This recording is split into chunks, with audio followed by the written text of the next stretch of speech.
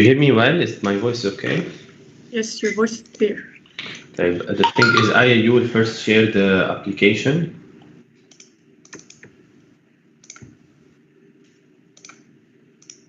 Share my The presentation, you will share the presentation first. your voice is clear. And then we move to Dr. Mirza. I need to write. Share my The presentation, you will share the presentation first. And then we move to Dr. Mirza. I need to write.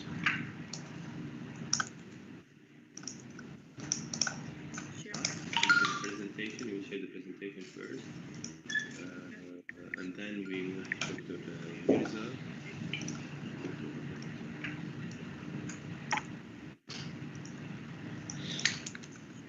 You can share now.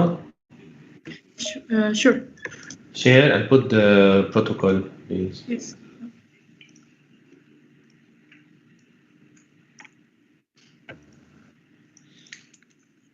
You can share now. Sure. Share and put the protocol, please. A second. Sorry, just 1 second.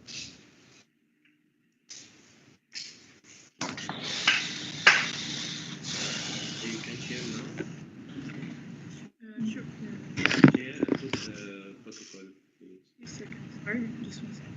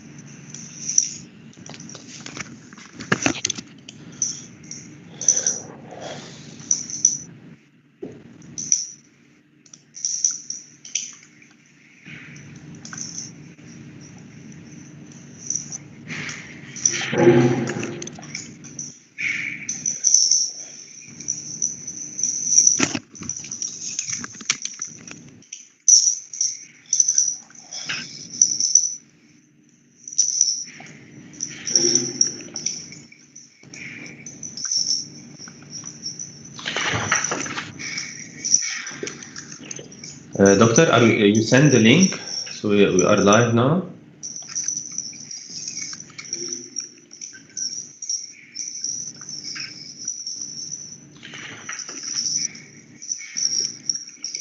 Doctor, you send the link, so we are live now. Doctor, you send the link, so we are live now. Yes, it is live on YouTube. Doctor, you send the link, so we are live now. Okay, so we can publish this. Doctor, you send the link, so we are live now. Yes, it is live on How do you YouTube. think we can publish this YouTube? You send the link for everyone now, right? Yes, I've So sent we it. can publish. Okay, so maybe in a few seconds, let us publish this. how do you think we can publish this YouTube? You send the link for everyone now, right? Yes. Now you can accept the Microsoft team members. Maybe in a few seconds. Then once it is filled, then they will go to the YouTube link. You can start accepting in Microsoft Team. Publish this YouTube. You send the link for everyone now, right? Yes. Now you can accept the Microsoft team members. Maybe in a few seconds. Then once it is filled, then they will go to the YouTube link. You can start accepting in Microsoft Team. Can we admit all now? You send the link for everyone now, right? Yes. Now you can accept the Microsoft team members. Then once it is filled, then they will go to the YouTube link. You can start accepting in Microsoft Team. Can we admit all now?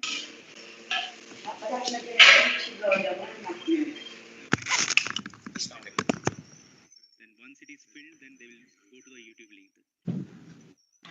You can start accepting in Microsoft Team. Can we admit all now? I will admit everyone so they can, but we will start maybe at. Let me admit everyone now.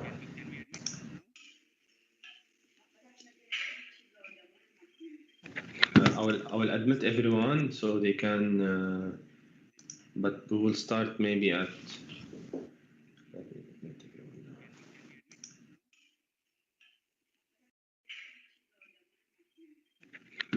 I will admit everyone so they can, but we will start maybe at.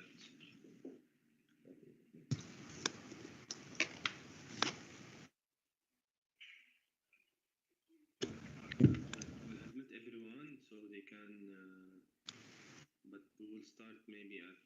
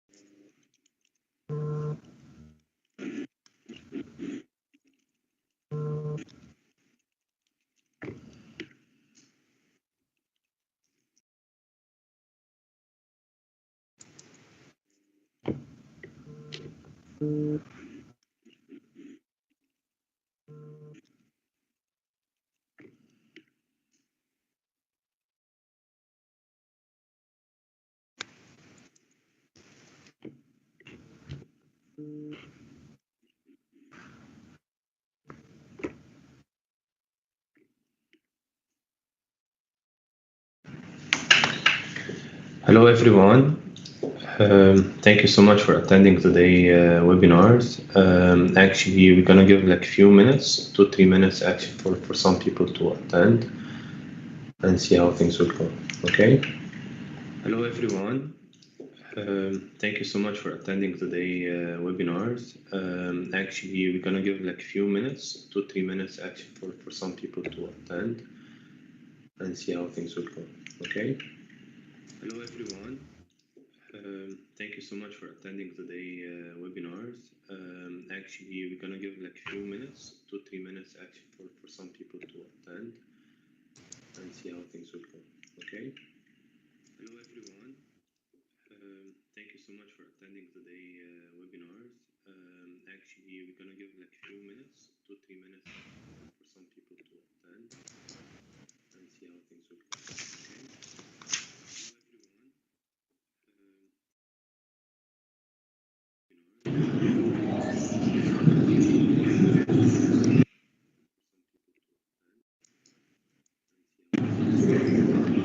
Good morning.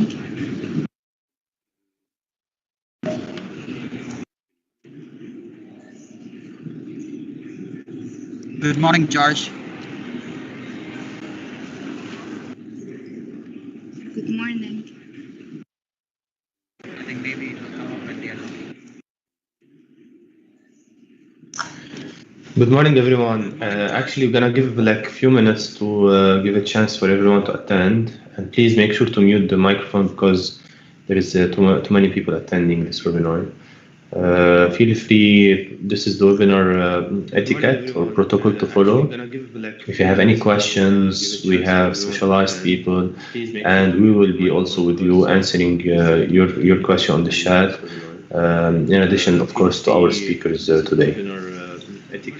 I will give just 2 more minutes and maybe we can go ahead. We have specialized people and we will be also with you answering your question on the chat. In addition, of course, to our speakers today. I will give just 2 more minutes and maybe we can go ahead. We have specialized people and we will be also with you answering your question on the chat. In addition, of course, to our speakers today. I will give just 2 more minutes and maybe we can go ahead. We have specialized people and we will be also with you answering your question on the chat. In addition, of course, to our speakers today. I will give just 2 more minutes and maybe we can go ahead. We have specialized people.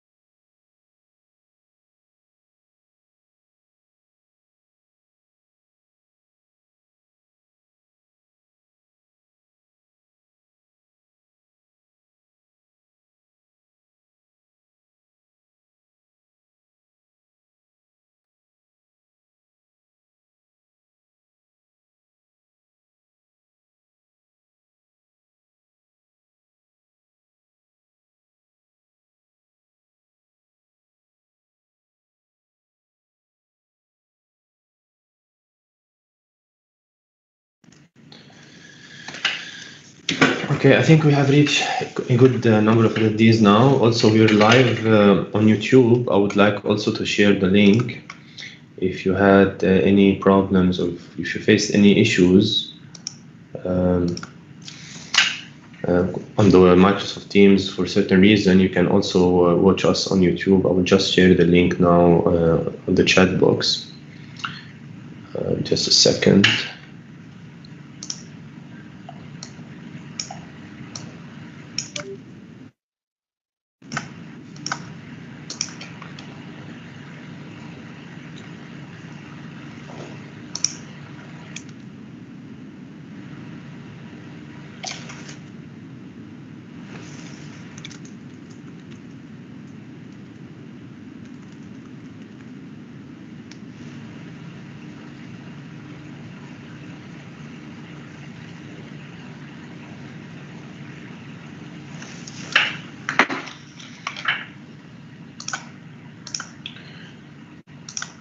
Okay, I think we're good to go.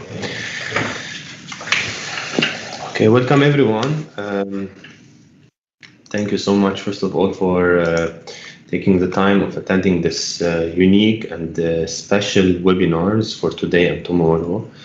I would like to introduce myself. My name is George. I am the Specialty Development for Pharmacy Automation Business Unit in Gulf Drug. Today we are hosting the first, what we call the first national webinar, specifically covering the pharmacy automation discussion and subjects. Also, I would like to thank specifically Dr. Mirza. He's the head of department in the Dubai Pharmacy College. We collaborated together to make this webinar happen.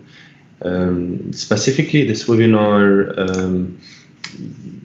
will be covering different topics. We are very excited to host speakers from different backgrounds, from academic and hospital, pharmacy management, even local and international market, that they have very unique and specific experience, and they will, for sure, we're gonna benefit from their talks today, and that could be introducing like the implemented and latest technology within UAE pharmacies.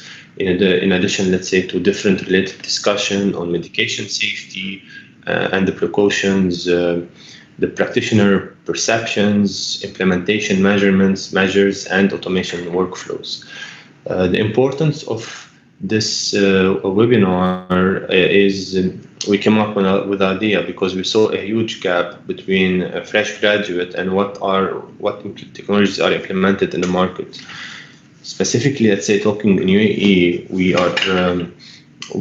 are happy to say that 80% of biggest hospitals here, whether governmental or private hospitals, have implemented high-tech technology, complicated technology related to pharmacy automation, whether in inpatient, central pharmacy, outpatient, that is connected all together.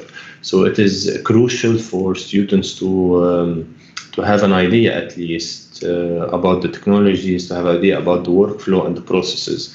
And I hope after the success of this webinar, we're going to have a chain of webinars covering different subject related to this specifically technologies. So first, I would like to give you a brief about our 2 days webinars. So today and tomorrow, if I can share the screen.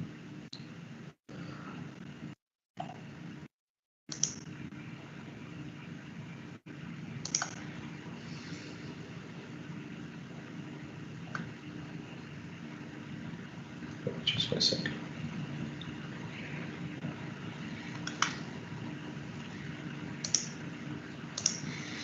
So today we're gonna host first Dr. Aya. She's a clinical specialty pharmacist working in the pharmacy automation unit in Gulf Drug. She's gonna talk about her own journey after graduation, how she graduated and she reached enter, the working with Gulf Drug. Then we're gonna host Dr. Mirza. He's the professor and head of clinical pharmacy in Dubai Pharmacy College. He will introduce to us the automation in the pharmacy. After that, we're going to host Dr. Sulav Ali. She's the senior pharmacy consultant at international division at Omnicell. She has a huge experience in international market. She will present how to improve the pharmacy workflow with automation in inpatient hospitals. And finally, we're going to host with pleasure Dr. Tariq Shaheen. He is a clinical pharmacist in University of Science and Technology at Fujairah. He will be covering the community, medical student, and senior medical practitioner perception about pharmacy automation. Tomorrow also we're gonna host Dr. Aya for covering the pharmacy automation cycle and workflow. Also with pleasure, we're gonna host Dr. Omar Al-Sukhni. He's a clinical pharmacy specialist, acting head of pharmacy in Jalila Hospital in Dubai. And finally, we are willing to host Dr. Ammar Al-Jabir. He's an associate professor in Department of Pharmacy and Pharmacotherapeutics in Dubai Pharmacy College. He's going to cover the medication safety and precautions in handling automation. At the end of the second day, we're going to share a survey collecting personal information just for us to release electronic certificate for your attendance. So I would like to thank you all again, and not taking too much time, please, Dr. Aya, if you may to start your presentation. Thank you so much.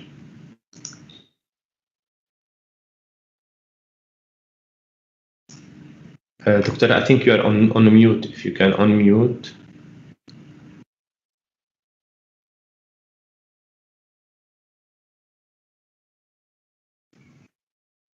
Okay. Yeah, now it's better. Hi, everyone. I'm very excited to be presenting this webinar. So I'll be sharing my experience, my after graduation experience mainly. I hope you don't take this as reference. My goal here mainly is just to guide you. Probably I always actually get this question, what will I do after graduation? So I just hope that what I went through just even helps you with the slightest thing is my goal here today. So mainly what happens is after you graduate, or when I graduated, I actually didn't have any plan in my mind. My only goal was to actually just to pass my 4 years and graduate. I had no plan, no career prospect. All I wanted to do is this. So unfortunately, I was not sure yet of what I wanted to do. So my journey has had a little bit more challenges because as you can see, when you check the career prospect of pharmacy, it's actually a bit huge. And it has multiple of things, from regulatory affairs to pharmaceutical marketing to even pharmacovigilance, or even just focusing on what we know most is the hospital and the community. So for me, I was not sure yet. And each one of these you can see has subcategories. So when you see this, it's like a bit huge. So what I did is, and the first challenge actually what happened to me was the life adjustment. So what happens is you finish university, you go back home, and you face the normal things where you had a certain routine which is blocked, that you see your friends every day, you go to class, and then suddenly this is all stopped and you go back home and you don't know what to do. And luckily, if we look at things in a positive way, we had the COVID coming where you all had to shift to class. So mainly the first two challenges is kind of canceled for everyone. But the main thing I want to focus on is figuring out your next move. So what happened is, what I did in order to push myself, I had to do like an after graduation to-do list. Well, the first thing I promised myself is actually to take a proper break. I highly suggest actually 2 weeks to a month, just really not doing anything, finding the things will come to you actually. And I know everybody after studying mostly hates reading because we spent our whole journey just studying, but I highly recommend reading books that helps you by self-improvement. And mainly what helped me to go forward and actually encouraged me to start thinking more about my career prospect were actually these two books, Outliers by Malcolm Gladwell and The Big Magic. After that, mainly what I did is, and I noticed that I don't have a LinkedIn account, so I created one in order to start posting any courses I learned on there in order to acquire myself more attention and find more careers. So I highly recommend this because I noticed most of my friends, most of the people I know still don't use it much. And actually, as you grow forward, you notice that this is actually an important step.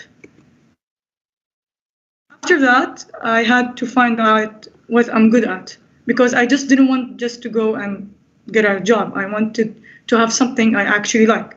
So here what is called the sweet spot, and you can see it in this diagram here. And it's actually not easy to discover. It took me a lot until now. Sometimes I add to it. So it's between to love what you do. What will I get back? Is it even just happiness from what I do, or even money-wise? What I'm actually good at? What career is right for me? And what if it matches with my value? That sweet spot is actually really hard to find, and it took me a while to analyze and list all of this. After that, when I figured out what I'm good at and I added everything I'm good, just try to lighten up your CV. Try to add more things to it other than your grades, what you did. I tried to add even what I like for example, I enjoy movie making, I added that, what I'm good at. Don't just add, I went and I attended a pharmacy training. Try to have more aspect into it. And after that, in a very not so much creative, or that I thought I'm creative in, I tried to do my roadmap, and I tried to make it even parallel. It means I didn't have only one plan. In my roadmap, I added multiple plans. I wanted to do my internship, and at the same time, I was just searching for masters. And at that time, I wanted to go abroad. So in my roadmap, I placed the same tasks that can be done, along with parallel what I can do in order to reach my acceptance for masters. And you can see that it's a little bit placed here in the points. So this is the first challenge that you face. Oh, actually, I faced as a fresh graduate challenge. And moving to that was actually finding the right place to train. For me, I didn't want to go to any just hospital pharmacy or any community pharmacy. I actually wanted to do my research. I wanted a place that I like. I wanted a place where, for example, in the community pharmacy, where I know that they will have constantly patients, where it will help me improve. But here the issue is, and the minor challenges you will face, that it's a competitive environment. And sometimes the spots are taken. So you'll have to wait 1 month or more in either to get your right. Or some hospitals, for example, will require financial payments. From my side, what I faced, I insisted on one specific hospital that I believed would be really good for me and for my career. So I had from my side to invest a little bit in order to improve or for where I want to go. And at the same time, because for your training, you're only allowed to choose one place, right, for internship, I took, like you would say, a shadowing at a community pharmacy in order to keep my knowledge updated, even when I go for the training in the hospital pharmacy. So the goal here to pass this challenge, or for me as an advice, and someone also great told me this, you have sometimes to invest from your side first in order to push things to go. So this is what I actually placed. And after that, after you're done from the 6 months, you have if you're in the UAE, then you have to do the country's local exam in order to be able a practicing pharmacist, or even open your own pharmacy, or whatever career prospect related to the hospital and community pharmacy field you want to move forward into. After passing the license exam, which was one of the milestones, then we come to the big one, which is actually finding a job. So you made your place, you did the training, you now have a little bit of knowledge, and now you want to go out there. And the main challenges here was finding a job. For me, it took me, I think, 8 months to find something, and which was actually not a job, it was like an internship. And then the job came along. So it depends. What I'm trying to say here, it does not come right away. Some people were lucky enough that they found a job directly. And sometimes you have just to be patient and search your way into it. So for me at the beginning, for example, I couldn't find a job, but after it, I searched and I decided to do an internship again. So in this slide, I want to talk about the difference between community and hospital training, since I have them in parallel at the same time. And when you're doing your internship, since you have to choose one. So in the community pharmacy, luckily there's over 30 chains, and there's a lot of pharmacies you can train in. The main advancement you will take is you will have more medication knowledge, you will be more closer to the patient, and you will learn how to provide the right counseling tips, or even, I would not say diagnose it, but based on his pain requirements, you know, like, okay, the pharmacist, which medication is best to provide. It will improve your confidence, and you will also learn some skills on cross-selling, and most importantly, the patient communication. However, in the hospital pharmacy, you need to keep in mind that here you're not just covering one area, you'll be covering a lot of areas. Like in the outpatient pharmacy, you will learn all the aspects of it. I learned also all the aspects in the inpatient pharmacy, and even had knowledge about the IV clean room. So when you train in a hospital pharmacy, what I benefited, and I think everyone will benefit when they take training in it, that you will have an overview of the current healthcare environment. You'll be updated even if they have any technologies, what are they using to improve the pharmacy. You will have more clinical knowledge, even if because you'll be meeting with clinical pharmacy educators that will help you more in this field and learn. You will be learning more about the medication use policies and its distributive functions. But the main, I would say, thing that is different from the community, that your patient counseling will not be much. You'll be limited to be interacting with the patient. So I just have a question here. If you, let's say, reached half of your journey, and let's say you decided maybe halfway through it that you want to go into hospital pharmacy or community pharmacy, but you couldn't find any, are you willing to start over again in something you have zero knowledge about? Well, actually for me, I did that. So on the 5th of Feb on 2018, I received a text message where they placed that there's an internship opening for pharmacy automation. And at that time, or even back then, even the gap was more. I was not even sure what is this. So basically, I just sent my CV. I was just really keen to know what will this internship provide. The first thing I did after I sent my CV is just Googled my way through it. What is pharmacy automation? And even Google itself will not give you so much. It will give you like the definition, mechanical processes, but what are the details? What actually happens? What are the impacts? It's not much to be found. So before applying to any internship, what I recommend is, even when you send your CV, is always to ask about the objectives and the outcomes. Put to yourself, what will I gain from this experience? I really encourage to always put yourself out there at any opening opportunity. However, if it does not match with what you're looking for, then you have to check yourself first. So when I began the internship, I had a lot of tasks, and that was the beauty of it. So first, I had to learn about how I can perform a research. So I had to learn how I can learn all about the types of researches. I had to learn about all the pharmacy automation devices, since the research will be about the devices and their impact. I learned how I can create surveys, how can I understand data and perform its analysis. As you may know, there's a lot of tools to do that. And I also learned how I can apply my research to be into paper publications. Another thing I was able to get from the internship is I was able to present my research and my work to pharmacy and nursing management. And I was able to work with pharmacy and nursing supervisors. So this enhanced a lot my communication skills. And the next step of the internship, I was able to attend trainings to learn about the devices. And then I reached a level where I was able to provide trainings for the healthcare providers. And this hence enhanced my presentation and oral skills.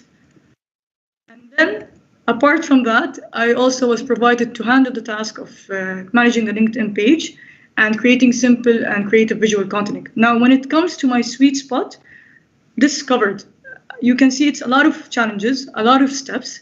But to be honest, when I received the text message, I never expected that I will be gaining so much and I will be learning a lot. What I'm trying to recommend here after my experience with the internship, and even things I wish I did back then, is make a list of all the skills you lack in and try to apply it. For me, for example, I knew for sure it was outside my comfort zone to speak in front of people, to provide training to healthcare providers, but I asked to be placed in that situation so I can improve myself. Find your interest and ask for shadowing in the area of your interest. For example, I was more interested in the inpatient area than the outpatient area. Always ask for tasks that place you outside your comfort zone. And honestly, this is the most important one, and it will really shape you a lot. So what I'm trying to summarize, after all this experience, and you would say from 6 months to a 1 year experience, I was able to get these skills. And most of them, I would say more than 80% were gained from the internship, where I had advancement in research skills. My background was like such a beginner. I became an intermediate.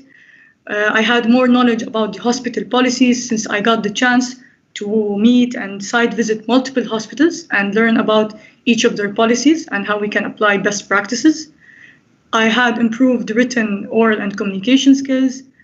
To have the knowledge about the devices that you will be able to learn later in the future webinars, that they're now placed in most of the hospitals, and to have that skills is actually very important, and I was lucky enough to have that knowledge. I'm able now to train healthcare providers on specific devices that helps improve the patient care. I'm able to support pharmacy and nursing management in applying best practices and meeting with them. And most importantly, I was able to network. What I'm trying to place is, or to summarize my PowerPoint, always put yourself out there, get any experience you can. For example, if you have a gap month of waiting for your internship, try going or volunteering to something new so you can have more experience and more knowledge. Always ask. Don't be shy to ask at all, even the simplest questions. I used to think that it's wrong to ask, but definitely later I learned if you don't ask, you're actually missing out on a lot. And most importantly, perseverance. You'll face a lot of gaps. You maybe wanted a place or a job that you couldn't get. You have to be patient a lot, patient on yourself, and even not so hard on yourself. You have just to move forward in whatever that is stopping you. And this concludes my presentation. I hope you guys found it useful. I hope I was able to help you guys even just a little bit. And if you have any question, we'll be happy to answer. Thank you. Thank you so much, Dr. Aya. It is actually very good to learn from the experience you and the obstacles you went through and the hardships. Just a quick question, because now I see that you're well experienced in automation, especially in UAE territory. Do you think, like, when you got graduated, do you feel like it is very essential for students to learn more about automation? Because when you see in the market, maybe there is. What did you see in the market? Do we have well implemented automation in the hospitals? There is a gap there. Yes, definitely. And I remember even before joining the pharmacy automation internship, I was at one of the facilities that had the devices, but I was actually like a bit more confused and not aware of what is happening and why they use it and its even advantages. So when you know that they would tell you like, no, you need to know, or you need to skill in that to have that. So I think it's really important, yes, because now, as you said, when you go to the field, it's most of the devices being used, and most of the pharmacies now, and even the pharmacy leaders are looking for that. They want to know how to use it. They want students and people who already have the knowledge in that. So having the knowledge in that will definitely help future pharmacists to be a step ahead. Additional question, because we're focusing on the automation, what we call pharmacy automation. Do you think, like, some people would say that it is like it's a device after all? We can learn it once we practice it. We can learn it. Do you think that the presence of these devices or technology within the hospital or within any retail or hospital pharmacy, would they change the workflow of the pharmacy behavior, or the workflows, the cycles, the pharmacy admission, patient, all this related aspects of the pharmacy still the same? And it's only a simple device to learn maybe by practice. No, definitely the workflow would change, but it will change for the better. They have to change their policies based on that. And it even opened doors for pharmacists to be something more. For example, having the pharmacy automation, and you can say what we call the HIS integration, opened doors for pharmacists to learn more about what we call now is pharmacy informatics. So it actually opened doors for new fields for the pharmacy aspect. But yes, it does change the workflow and the way the pharmacists work around, but it changes it to the better. But it's not just a device placed. It becomes something new in their daily life and even daily new workflow processes placed. I have one question here from Manjut. She's asking, what is the influence of parents, or maybe after the graduation period and during your internship? So what role your parents played here? Okay, so excited for me, but they told me that they supported me in any way that I would. So when I decided to take the internship again, At the beginning, they asked me, are you willing to start from zero? Like, you just finished your internship. You said you wanted to go into the hospital field. And even at that time, I wanted to go abroad to study master's. But in the end, even though it was in a different city, I moved. They encouraged me to move to Dubai and try this new thing. So yes, my parents played a great role. They supported me even to be available to attend this internship. But I would just say maybe the phase where I graduated and I tried to adjust. Here it was a little bit tense at the beginning, but we made our way through it. As at the beginning you're living alone, and then you're joining back to be with them, and you each have your own way of living, but then you figure how to place it back together. Okay, that's great to hear from your personal experience. Thank you so much, Dr. Aya. Hope we'll see you tomorrow. Actually, we have additional session tomorrow morning also about the pharmacy automation workflow and the cycle itself. Now, I would like to welcome Dr. Mirza. He's the professor and head of clinical pharmacy in Dubai Pharmacy College. Dr. Mirza would like to speak about the automation in pharmacy. Dr. Mirza, you're with us, right? Yes, yes. Hello, doctor. Hi, good morning. Good morning. So, if you could share the presentation. Yeah, sure. It's all yours. Thank you.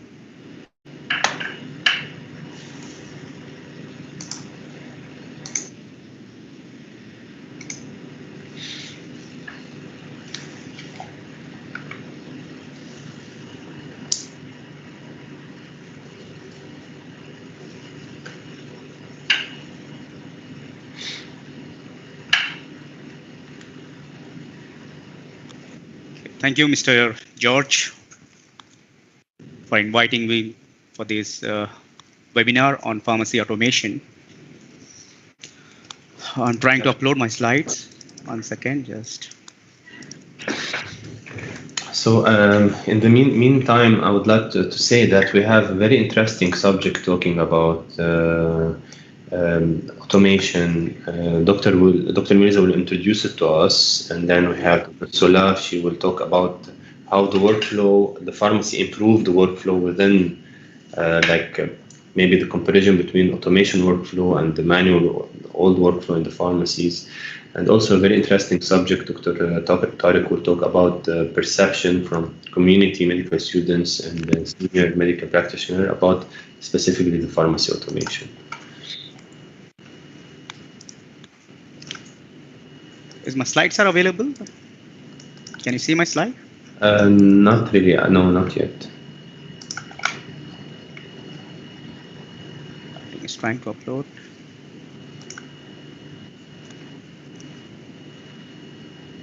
It seems you prepared for us heavy materials, Doctor. Actually, there are some animations in that. Okay. For that reason, it has taken large file. It's worth to wait. Yeah.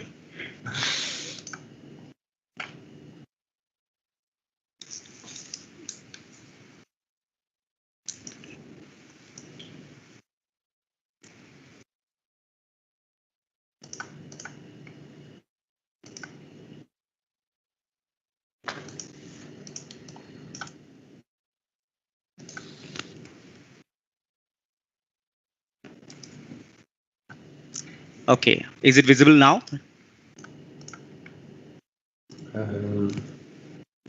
It's loading. Yes, it is now visible, yes. Okay, fine.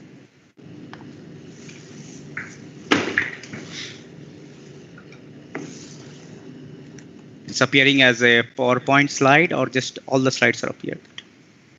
It's a presentation mode slide, yes. Okay, fine. Okay, good morning, everyone.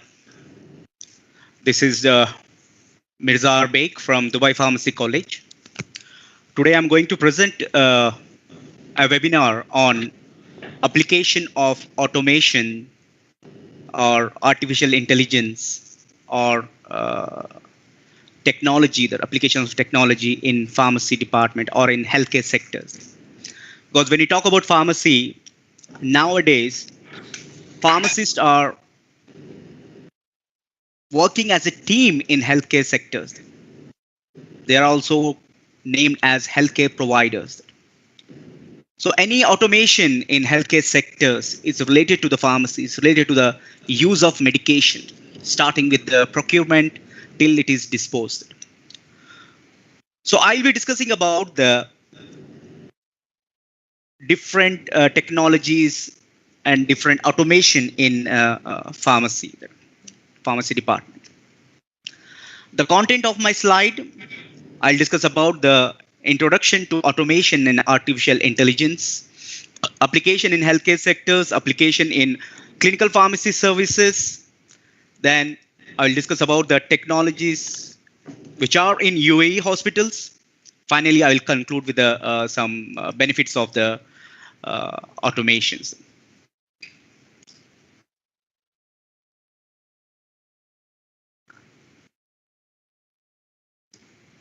Okay.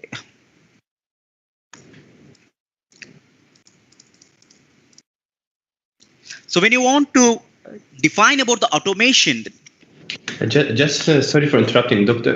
I don't know. It seems the slides are not moving. Are you changing slides? yes, I'm changing the slides.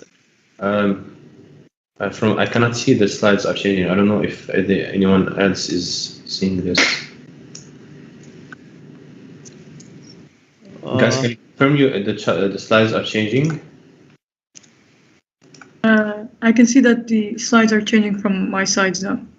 Yeah, for others, even others, it is changing. No. But still, if you want to control the slides, I think you can control the slide from your side. Then. It doesn't matter for me as long as the people can see them. It's okay for us. I'm okay. I'm happy. I hope everyone they can see the slides, right? Yes, they can see now. They're saying that they can see the slides. Okay, fine, good. Okay, I'll start with the definition of automation. We can say that it is the creation and application of technologies to produce and deliver goods and services with minimal human intervention. So here, the implementation of automation technologies or techniques and process, it improves the efficiency, reliability, and speed of many tasks which were previously performed by the humans. And especially in pharmacy, it includes the automation or mechanization of the task and process which are performed in pharmacy or any other healthcare settings, which includes medication dispensing, packaging, labeling, storage, and retrieval systems and tabletop counters. So here, any process or any mechanization where it is controlled by some digital technologies, controlled by the robots or controlled by artificial intelligence, we call it as automation. And as I told you that in pharmacy, it starts with all the medication management systems. And it has evolved in problem-solving science with application in different healthcare sectors and different areas like engineering, business, and same with the healthcare sectors. The next thing is about the artificial intelligence. So when we talk about the artificial intelligence, so we can say that it is a branch of computer science which is dealing with the solving problems and using symbolic programming. So here in artificial intelligence, they are working on a lot of algorithms. They are working on some symbolic programming to make the function of different process of medication management system. And in healthcare technology, at the same time, it uses the different algorithms, different softwares, different human cognition in the analysis of complex medical data. And when you talk about the artificial intelligence, actually there are two different types of artificial intelligence. One is narrow intelligence, artificial narrow intelligence, and next is artificial general intelligence. When you talk about the narrow intelligence, it is a goal-oriented. It is designed to perform singular tasks.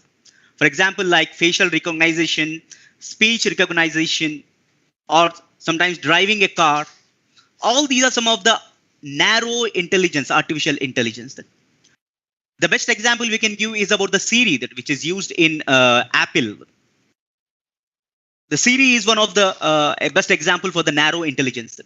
Same like Alexa by Exxon, like Amazon, IBM Watson image, facial recognition softwares, disease mapping, prediction tools, or drone robots. All these are some of the narrow intelligence.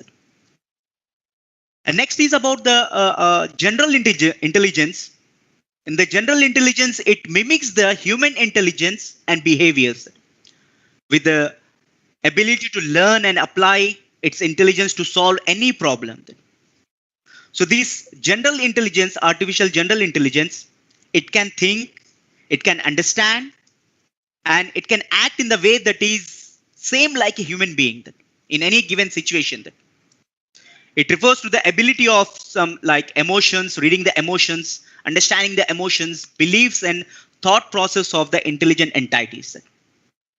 So it is more specific, and nowadays they are working on artificial super intelligence. In future, it will be the third category of artificial intelligence. That is, it will work beyond the intelligence of the human beings. They are working on it. So this is the basic of this different artificial intelligence. And when you talk about the automation, you'll come across with the different terminologies. We have automation, technology, artificial intelligence, data mining, informatics, big data analysis, machine learning. All these are some of the terminologies which can be used synonymically. When you talk about the data mining, it is a process used by the companies to turn raw data into the useful information. There are many data scientists who are finding out the useful information, then they'll make some programmings which can be useful in the automation process, especially for the healthcare sectors. And when you talk about the other sectors like machine learning, it focuses on the development of the computer programs that can access data and use to learn for themselves.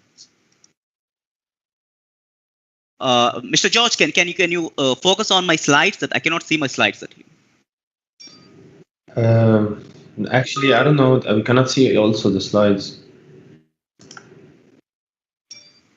Can you share again? Okay, I need to share again. 1 second.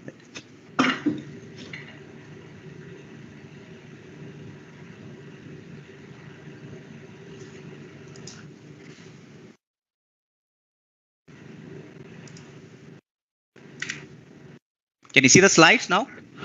Yes, I can see. How about others? Yeah, They can see the slides? Yes, sir. Yes. I think it's better now. So I was talking about these different terminologies that I've discussed about the data mining, big data analysis, machine learning, informatics. And when you talk about the big data analysis, now it is a new terminology which is used to analyze the big data, the data which is beyond the storage of any servers. We are using the cloud system to store the huge data.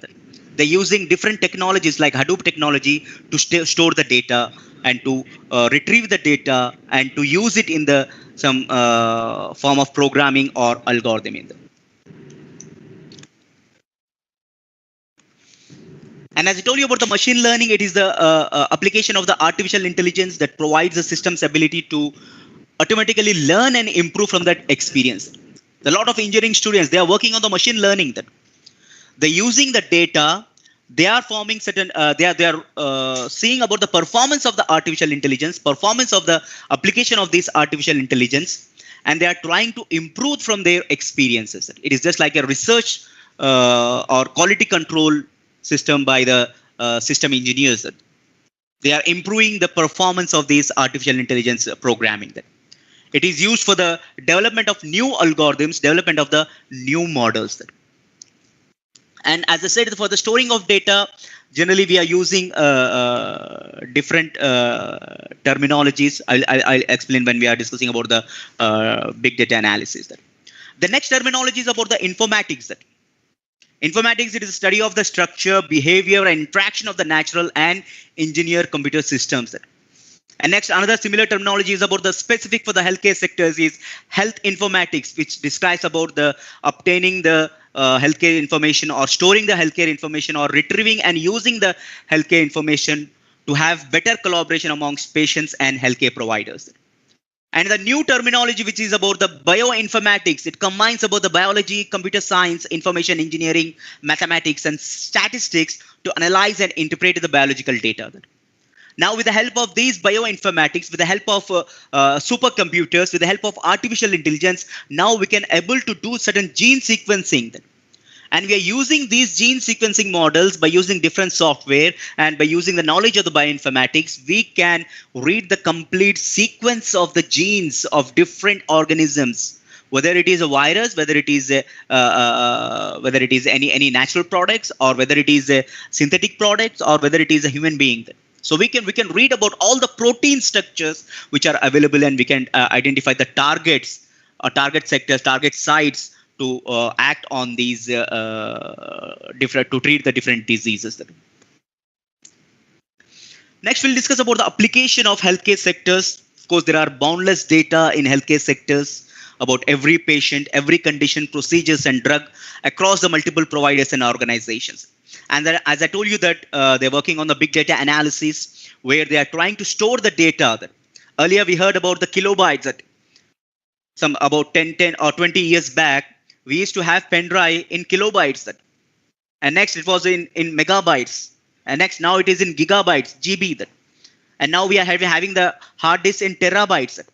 And beyond the terabytes, you have petabytes. A company in US, they are storing, they are collecting the healthcare information, and they have collected about the 83 million patients, which comprise about 22 petabytes. So 1000 terabytes, it makes 1 petabyte. And just you can imagine that 22 petabytes information just for 83 million patients. And easily they can store in the cloud system, and they can access from any part of the world. There is no need of any servers. There is no need of any physical servers. They can access from any part of the world just with a fraction of a second. They can retrieve all the information. And now they are using this information to identify the similarities, to identify the similar patterns in the genes, in the symptoms. And then they are trying to identify what is the right or personalized medication for those persons. So these are another advantage. You can see the advantage of the artificial intelligence. And they are using number of use cases which are well suited for the artificial intelligence. And some academic and research, they are focusing on the healthcare institutions, and they are experimenting with the artificial intelligence. And whatever the devices what you are using, that it is generating huge data. That whatever the mobiles we are using, what are the sensors we are using, the applications which are in the mobile, that now anyone can trace you just when you're on your internet and use some applications, they can trace you, they can find out where you are. That they can read your blood pressure, they can read your heartbeat. That. And now all these data, they are sending into the cloud system. That. And these data, what we call as Internet of Things, IoT. That. And these IoT, these Internet of Things, it is helping a lot. That. Of course, there are some disadvantages about the data collection, the personal data which is collected by the different mobile companies. That. But the good thing is that it is collecting the health information. It helps to identify the patterns, the similarity in the human beings. And it is helping a lot to working on precision medication, working on personalized medication. And now many people, they can wear these fitness devices, and they can track their heart rate, they can track their weight, they can track all the emotions, they can track the behaviors, which is helping out to find out the similarities in a different group of patients. They can wear sensors, they can wear wearables, and all these Internet of Things, it is collected in the data clouds. But at the same time, there are some barriers we are experiencing, like about the technical expertise. That is the reason I always, in every seminar, I encourage all the pharmacists to go with the advancement in the pharmacy sectors. They can go with the bioinformatics courses. They can go with the artificial intelligence courses. They can go with the automation courses. They can take training in the companies, those who are providing automation. So there is a need of learning these new concepts by the pharmacists. Because now just dispensing is not the role of pharmacists. They have to compete with the world. That they have to work with in the hospitals, smart pharmacies.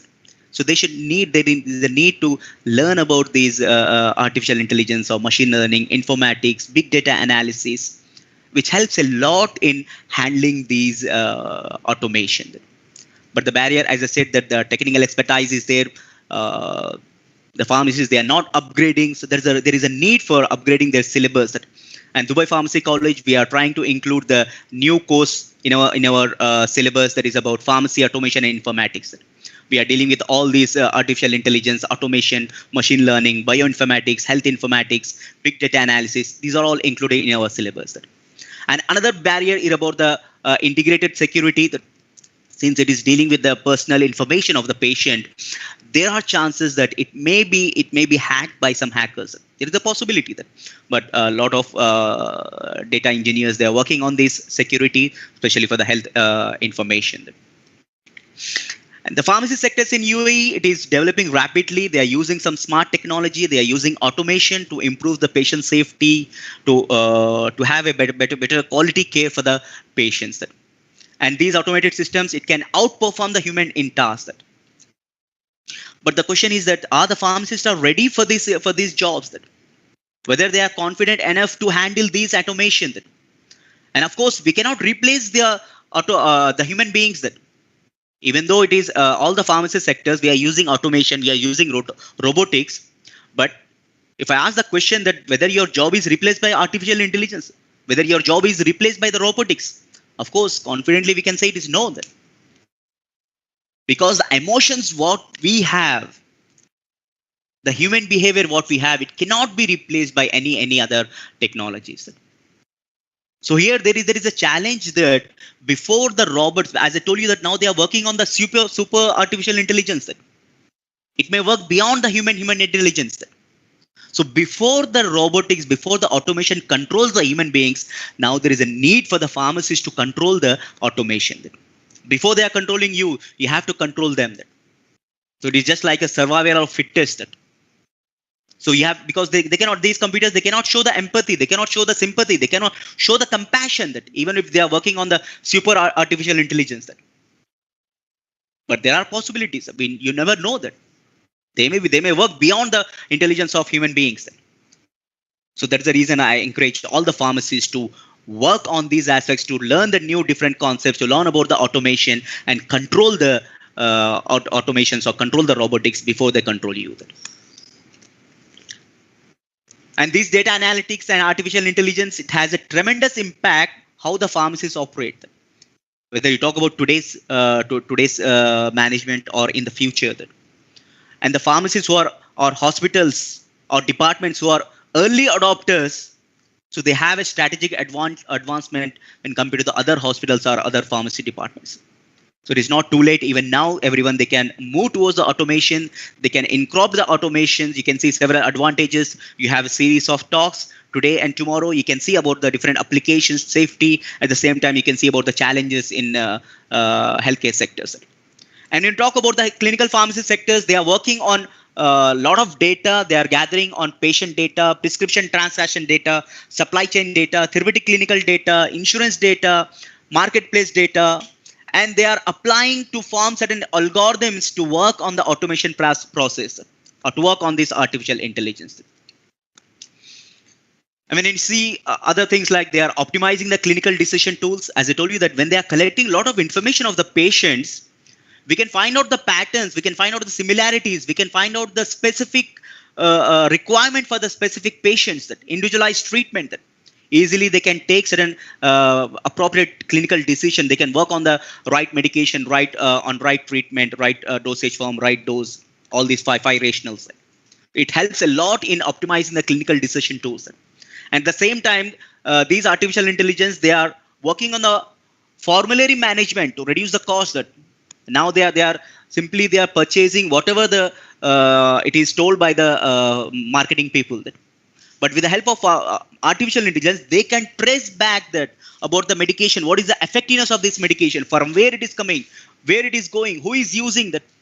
All these patterns, it helps a lot to find out what is the need, which medication is the best, which is the most cost effective. and they can save a lot of money with the help of these automation, and they can have effective formulary management. At the same time, they can have a better patient care, they can improve the medication adherence, then can enhance the evidence-based medicine, and they can control the claims and cost with the help of these artificial intelligence or automation. When you talk about the clinical decision, as I told you that there are a lot of databases, and these artificial intelligence, they are trying to have some automation and trying to have some programming to identify the drug-drug interaction. Now in UAE with the Salama system or e-prescription, whenever the doctor is prescribing any medication, immediately there is an alert on the desktop which says that this drug cannot be used by this patient because there is a drug-drug interaction. It's all possible because of these artificial intelligence. They are taking these as a decision support tools. It is avoiding the drug-related problems. It is finding out the drug-drug interactions or any other drug-related problems, or identifying the duplicate therapy. You can see a lot of application in the which is helping out in decision management. Same with the formulary management. As I said, that they can have a effective management, formulary management. They can increase the patient care. They can increase the medication adherence, because when you find out the patterns, different behavior of the patients, easily we can control and we can work on the factors which are affecting the medication adherence. And similarly, you can send the automated text mails, you can send the automated emails or phone calls, which helps a lot to have a reminder for the patients. And a research, it shows that there was about 6% decline in the non-adherence. Of course, it is a beginning that maybe in future you can see that there may be a lot of improvement in medication adherence. So they are having a 3-step approach by predicting the behaviors, by having a personalized intervention, and by scaling up the adaptivity. They are increasing the medication adherence among the patients. And in evidence-based medicine, as I told you, that the different databases like Cochrane databases or any other databases, they are working on systemic reviews. They are using artificial intelligence, they are using the data analysis or clinical pathways to identify the patient outcomes, and continuously they are suggesting the decisions to improve to have a quality improvement in the patients. It helps a lot in having a better evidence-based medicine. It is helping out in claims and costs. It is reducing the hospital stays, is reducing the readmissions, reducing the emergency department, reducing the care in the emergency department. And at the same time, even these artificial intelligence or automation, it is helping a lot to avoid the false claims. In most of the national insurance countries where they are having national insurance, many people, they were claiming false insurances. Even though they are not having the disease, they are claiming by saying that they have this disease and they have these symptoms, and they are having some treatment. But with the help of this automation, with the help of this artificial intelligence, easily they can find out all the social background of the patient, all the information, wherever he's going for the treatment, everything is captured, and easily with a click of button they can find out whether the person is claiming genuinely or fake claims. So they are saving a lot of money with the help of this artificial intelligence. And now you can see about the use of telemedicine. That remotely, anyone, they can have some consultation with the doctors, they can have the medication, they can have an interactive medicine with the real-time healthcare providers. They're having some like consulting or forwarding the cases to the specialist, or they are monitoring the patients. They can monitor with the mobile medical devices about their blood sugar, blood pressure. All these are some of the advancements you can see that. And now with the help of during these Corona days, they are using a lot about this telemedicine. But when you see the history of telemedicine, the first article, it was published in 1895 in Lancet. That at the time they have mentioned that the use of telephones, it is the first step for the telemedicine. They said that remotely anyone, they can have the consultation with the doctors. Again in 1929, they have given there were some articles about the use of televisions, that use of some video capturing where they can monitor the patients. And now with the help of mobile devices, they can monitor they can have different sensors and they can closely monitor the patients. And now during Corona days, it is we are using a lot Everyone, they think that it is a new concept, but they are using from 1895 about this telemedicine concept. That. And now all the software companies, they are stepping it into healthcare sectors like IBM. They have a IBM WhatsApp Genomics. They're working on the precision medicine. Biopharma company, they are developing some research on diagnostic and therapeutic treatments. Google DeepMind Health, they are identifying about the aging process, degeneration in the aging process. They are developing some technology to address this macular degeneration, that how the aging process, how they can identify the aging process. That they're having some software for DeepMind Health. That IBM Watson, they're working on the oncology aspects to find out the genes which are responsible for the cancer or for the tumors, and they are having a capabilities for the personalized treatments. That Somatics, there is another software to recognize the hand-to-mouth gestures, to understand the behavior of human beings, the emotions of the human beings. And when we talk about the personalized treatment, so now the big data analysis or the artificial intelligence or automations, they are gathering all the information from the clinical trials, from the non-clinical trials, animal trials, and they are gathering at one place. Earlier, they used to waste about money, about 35%. 35% of the money was wasted. But now, with the help of internet, we are gathering everything at one place. All the information, whatever is there regarding the human being, the changes, physiological changes, the behavior, the genes responsibilities, all these are monitored and they are captured. These cognitive capabilities are captured here, and they are turning the data into the knowledge. This is what the advantage you can see with the help of automation, and they can provide the best personalized medication or work on precision medication. For example, Mr. X is very health conscious. Always he is monitoring about his health. That unfortunately he has some health problems and cardiac problems, and he's trying to consult with the doctors. But without this automation, even doctors, they cannot find out the complete factors which are affecting the health of the person. But with the help of this IBM Watson Health Cloud, all this by use of different information, by use the statistics, by use of the sensors, bio devices, now they can track each and every activity of this person. And just like an ecosystem, whatever is present in the world, there is a relation to each other. In ecosystem, when you see the ecosystem, there is a relation with each and every living and non-living things which are in the world. In a similar pattern, the automation or artificial intelligence, they are working and they are creating a link about all the information, the information from the clinical trials, about the mobile devices, about the sensors, and they are capturing into the cloud systems. And the same thing, it is transferred to the healthcare providers, and they can better monitor the all the changes in the patient. And now they can recommend what is right for this patient, what is not useful for this patient. With the help of the genetic testing, we can see that what is a good medication, what is a good drinks for them, what is a good food for them. So all these information are gathered at one place to monitor the patients.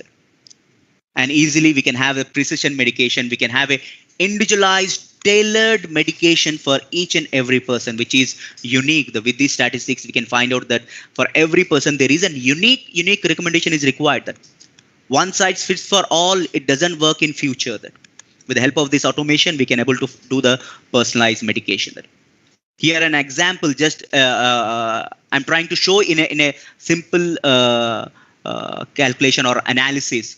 Like when they have a number of patients and comparing with the number of features, for example, myocardial infarction, we can find out that what are the different features are present in different patients, and what are common to have myocardial infarction, and what are the factors which doesn't have myocardial infarction.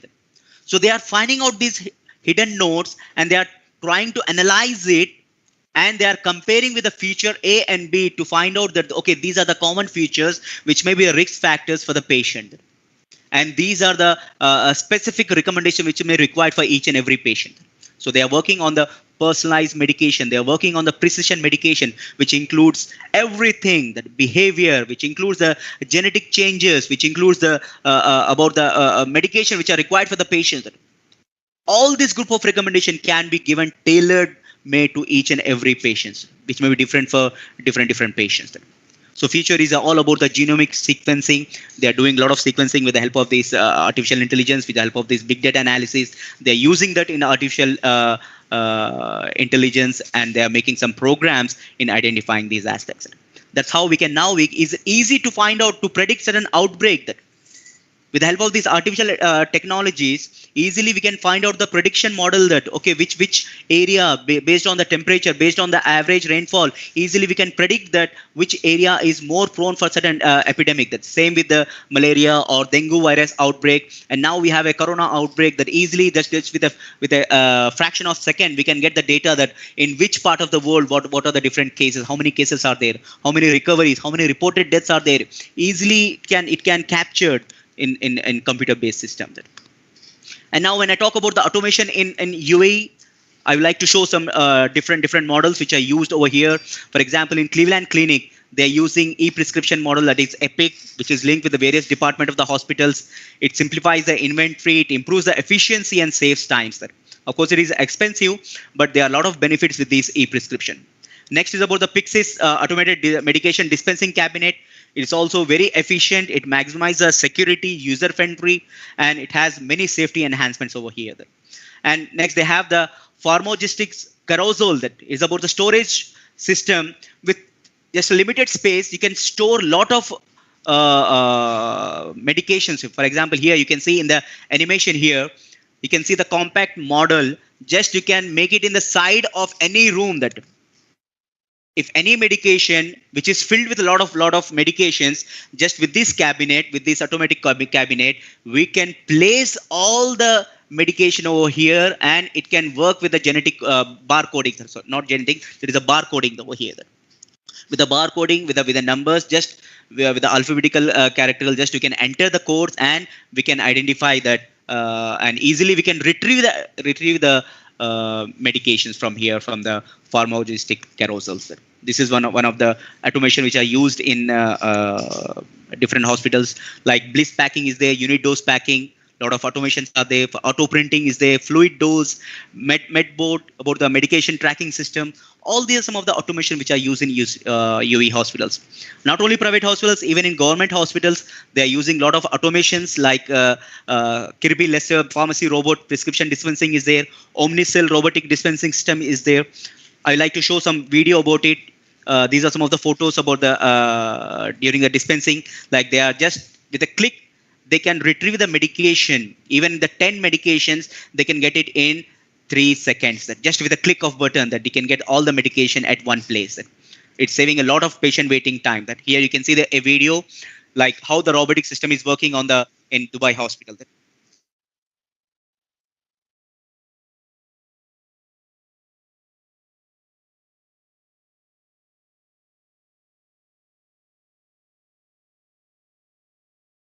It was launched in Rashida Hospital. It is going to launch already launched in Dubai hospitals, and they are trying to do it in all the public hospitals over here.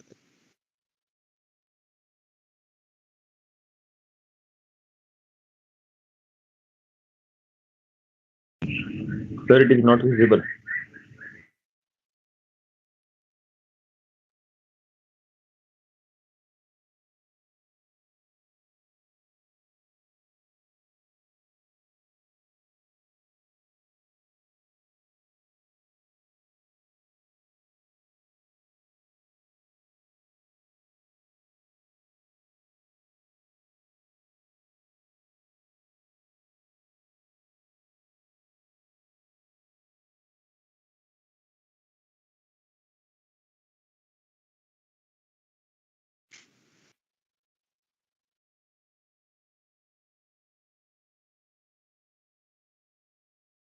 Of course, you can see that the final checking is with the pharmacies. That it's just helping out to trace the medication and to bring it on the counter within fraction of seconds. But of course, we cannot replace with the pharmacist. The final dispensing is with the pharmacist. They have to cross-check it, and they can have the consultation with the pharmacist. There is a limitation of time. That's why I'm skipping out some slides. Anyway, these are some of the automations over here. They're using the storage of patient information SAM system, which is used in Latifa Hospital. And you can see a lot of benefit about the automation, about the safety, about the finance, about the efficiency, about the compliance, about the patient care. It enhances the patient care, enhances the medication adherence. Like with the help of this automation, they can monitor each and every medication. Even if there are thousands or millions of medication, they can monitor the each and every medication from where it is coming, and then to who are using this medication, and they can use about the outcome of this medication. What is the outcome of this medication? All these are done with the help of artificial intelligence and automation. So it is saving a lot of efforts of the pharmacist, and now pharmacists, they can work closely with the patients. They can utilize this time with the interaction with the patients. So these are the benefits of the different autonomic pharmacy which can be implemented in many pharmacy systems. Anyway, finally, I'll conclude. I'm running out of time. Later on, we can see that there are other talks out there. Finally, I conclude that this artificial intelligence, it is generated by the technology from the variety sources, and it can convert this complex process into a simpler form. All these is done with a fraction of seconds. So now the pharmacy leaders or the managers or the professors or the management, they should understand the use of this artificial intelligence and data science, and they have to involve in these aspects and improve the pharmacy practice models or pharmacy curriculum, and they can enhance the possibilities for the pharmacy carriers. So of course the possibilities are endless, and as a healthcare information, it is expanding that there is a more need of integration of these artificial intelligence or big data analysis and enhance the development of the patient-centered clinical pharmacy services. That's all for my slides. You can say the caption, proudly serve all patients' pharmaceutical needs with the help of these automations.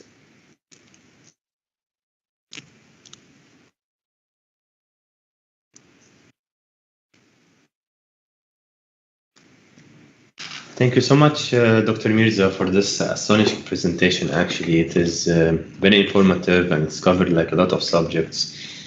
If you may, I would like to just a quick question about the artificial intelligence, and you talk about sharing the patient information and collecting the data. What do you think? What kind of role do you think the local regulations would play to make it safer? Okay, fine.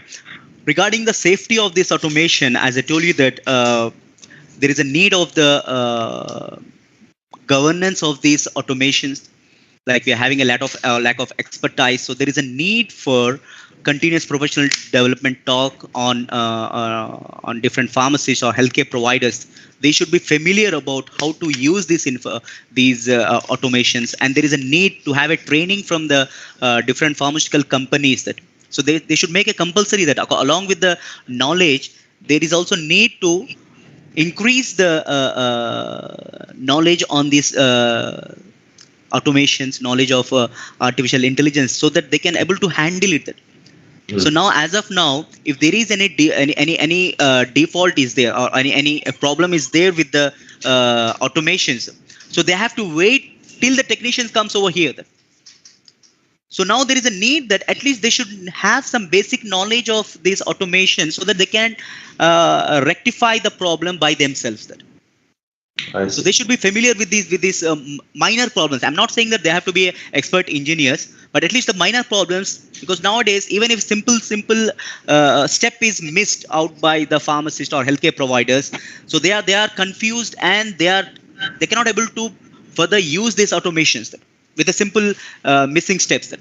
So they have to be familiar with all these problems which they are facing. Of course, there is a need of a lot of research to find out what problems they are facing. There is a need of survey to find out from the healthcare providers what problems they are facing, and easily they can be rectified by the companies who are supplying the automations. So this is what is needed by the healthcare authorities, that there is a need for increase, made it compulsory for the CPD talks on these, especially for the artificial intelligence and automations. I totally agree. That's totally true. They need to understand, how it works, so they can know the risk and then put the regulation. Thank you so much, Dr. Mirza, for your time and this astonishing presentation. Now we're gonna host our next speaker, Dr. Solav. She's the senior pharmacy consultant in the international division at Omnicell. Omnicell is one of the worldwide well-known of autonomous pharmacy distributor for and manufacturing, of course, for pharmacy automation services. Dr. Solav will talk about how to improve pharmacy workflow with automation in inpatient hospitals. Hello, Dr. Hi, can you hear me well? Yes, we do. Awesome. So I'm going to start. Thank you for the introduction. I'm going to start by sharing my screen. Yes. I think the screen is shared. Dr. Mirza, are still sharing the screen? I'll try to. Yes. Awesome. Now it's better. Yes. Let me just settle in here for a second.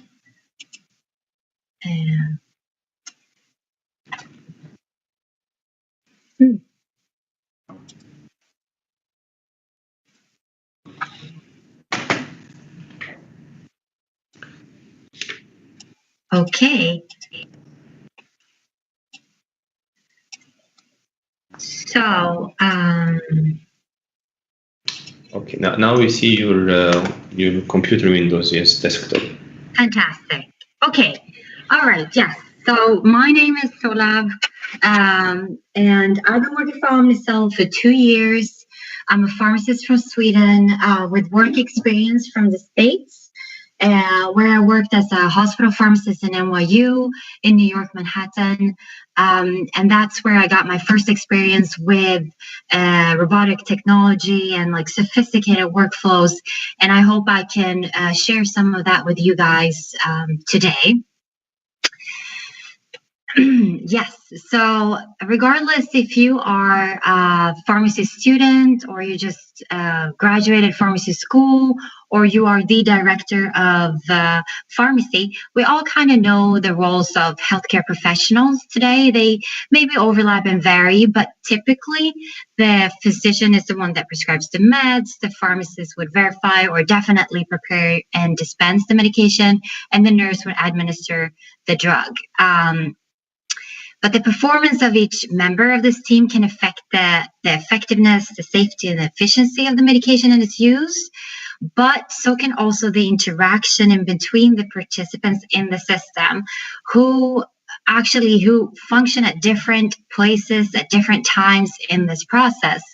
So problems, for instance, with handoffs and communication can often contribute to errors, adverse effects, and loss of efficiency.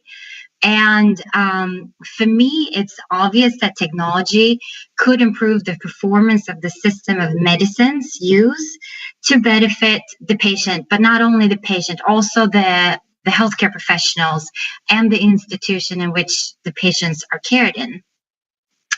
So with workflow, obviously, it's the most ideal scenario is with automation, but I wanted to touch on how these different workflows developed into the 3 different distribution models that we see today. And what I'm using here is data from the US market. I'm using it as my reference just to show you guys how it developed. And I also, with this, want to also try to highlight that the role of the pharmacist also has evolved alongside this evolution. So before the 1960s, what was kind of before the creation of modern distribution systems, we had this ward-based distribution. And what it is that central pharmacy, they would send up these packages of meds, and they would store them in the ward where the nurse would work, and they would call them mini pharmacies. And then it was the nurse's responsibility to ensure each step of or be responsible for each step of the medication cycle. So when I say that, it also kind of means that they were responsible for the inventory needs, the issue of the inventory needs, the requisitions that was created. They would receive and evaluate the physician order, transcribe that manually into this medication administration record, and then prepare medication for administration to the patient.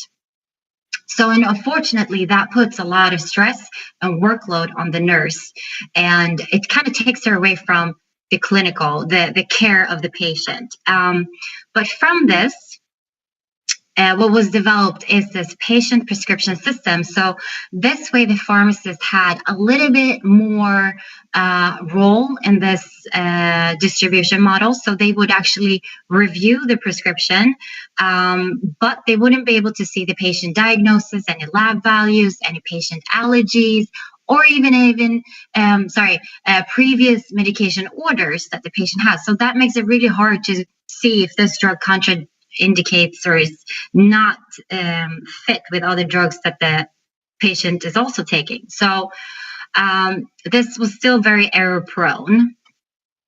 But from this, we developed, or it was developed in the 90s, a centralized approach. So a centralized approach is basically when medication is distributed from central pharmacy. And with this, two concepts were developed. One is unit dose, which you might have heard of. And just to clarify what it is, it's basically a drug that is one individual drug packaged in one individual package with information such as generic name, trade name, the strength of the active drug, the name of the manufacturer, the lot number, it has the expiration date. And today, a lot of the unit doses also have barcodes. And besides from the US that's using unit doses, I've also seen that in the Netherlands, Qatar, and UAE. They have all these different packaging systems to create unit doses, and it's the same with KSA. Another thing that was developed during this time was patient-specific cart fills. So what that is basically that pharmacy would prepare this patient-specific bag with all the verified medication orders that are due from, for instance, 4 p.m. today till 4 p.m. tomorrow. So they would accumulate and have all those med orders that are due 24 hours in advance or 16 hours in advance. So we're talking about the centralized approach. And with this, actually the role of pharmacy also developed. So how it will work is that now pharmacists will review the order that would be prescribed by the physician, they would approve it, and then technicians would be assembling those needed meds and doses. And before they will be delivered to the nurse wards, the pharmacists need to make sure that the actually right medication is there. And then technicians would store these patient-specific medications cards in carts and roll them up to the medication rooms, and then these patient-specific cart fills will be available for the nurses. So this today, just to be clarified, like a centralized approach basically means that you have 80% of the medication stocked in central pharmacy, and it's coming from central pharmacy. So this today is seen with or without robotic systems. And however, it exists as, we still have like a lot of drawbacks with a centralized approach, because and one of the main things that hits me hard is when a nurse needs to actually wait for the first dose up to 4 hours. That's totally unacceptable.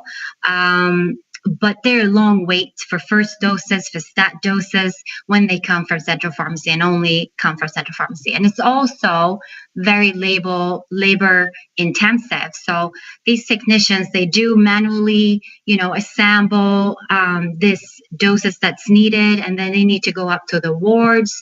Before they restock patient-specific meds, they need to destock whatever was there from yesterday. So that comes with a lot of returns as well.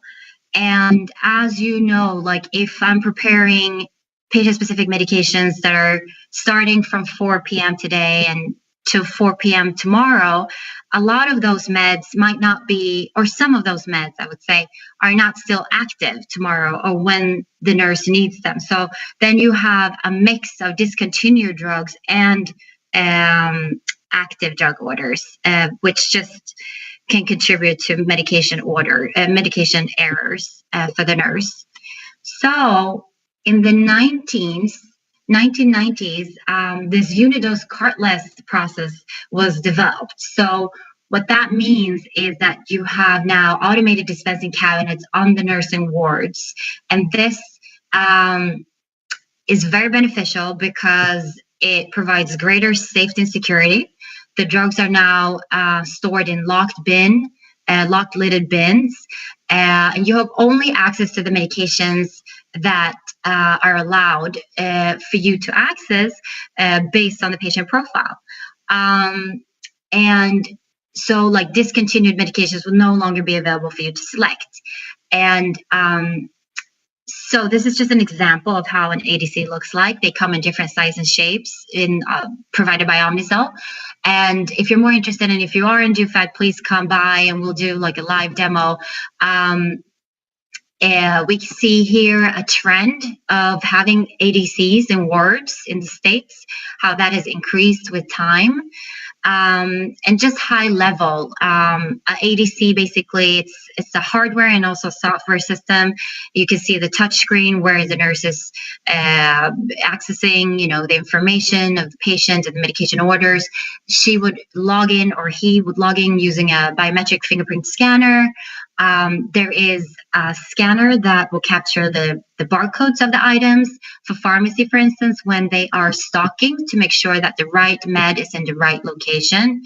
You have the ability to have an external return bin, and we have different types of pharmacy drawers. You can have shelves, you can mix it with supplies, and there's so much to say about automating dispensing cabinets, but this is just a high level information. And I want to say that today in the US, in general, ADC is not particularly used as a cartless model or a decentralized model, but ADCs, it's very adopted. It's probably standard of care. So about 93% of hospitals has ADC. So it could be, for specific line items like expensive drugs, narcotics. But I want to also highlight here that having ADCs, all of that inventory needs that the nurse previously in previous slides that I showed was responsible for, now can be done automatically. They're automatic reordering. It optimizes the inventory. You can track dead inventory. You could make sure that, you investigate the inventory needs. We have 130 reports that you can utilize for that. You could also, you prevent expired items. And there's some neat features that if the pharmacy wants to, they can display dispensing alerts for the nurse. If there's like a restricted antibiotic you don't want her to use or him, then you can have those alerts popping up. And one of the great differences is that now you prevent the look-alike, sound-alike medication errors because you won't, you'll be guided through each picking.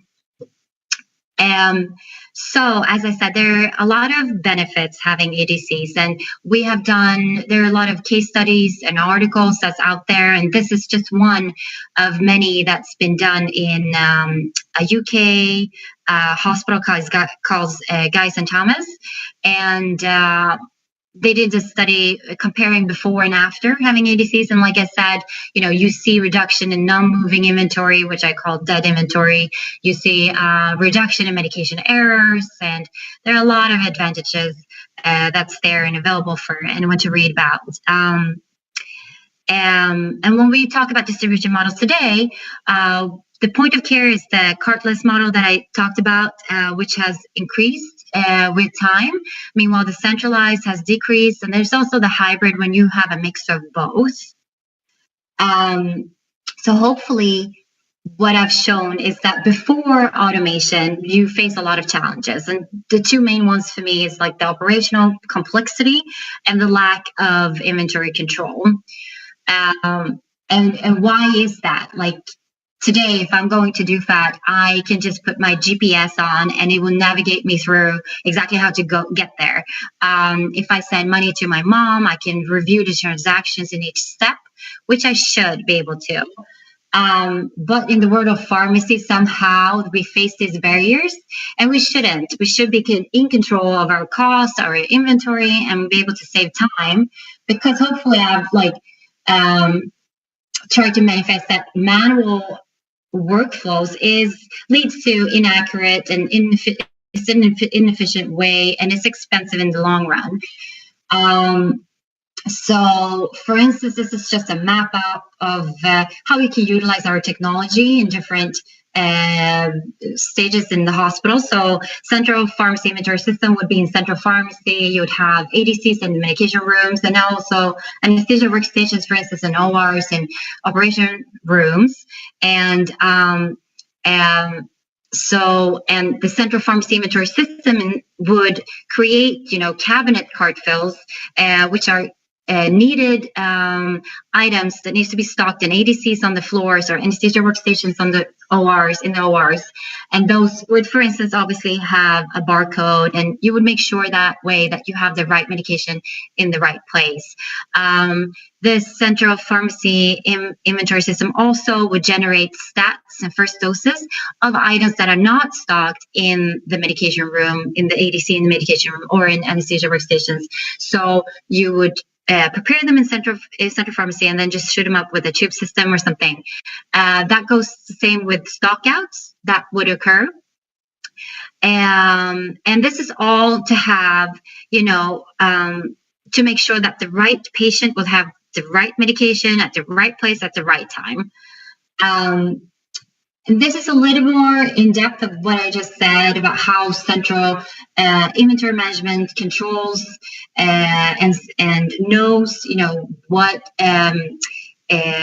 inventory that needs to be replenished in these ADCs, if you have ADCs or anesthesia workstations that you have. And what it does is it lowers inventory cost. It also supports both the cartless and cart fill models.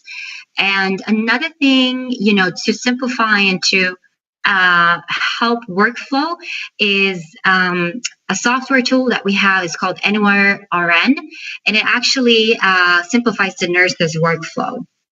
So what that is, it's basically a web-based application, and that leads that the nurse can perform her medication tasks away from the cabinet via their own computer workstation.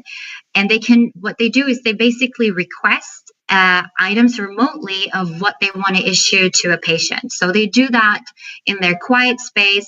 And once they go to the ADC, they'll have this pop-up message when they log in saying, you have these pending medication removals. Do you want to proceed or not? So this actually saves and shortens queues or lines that could be seen in the morning medication shifts when nurses are trying to dispense their meds from the ADCs.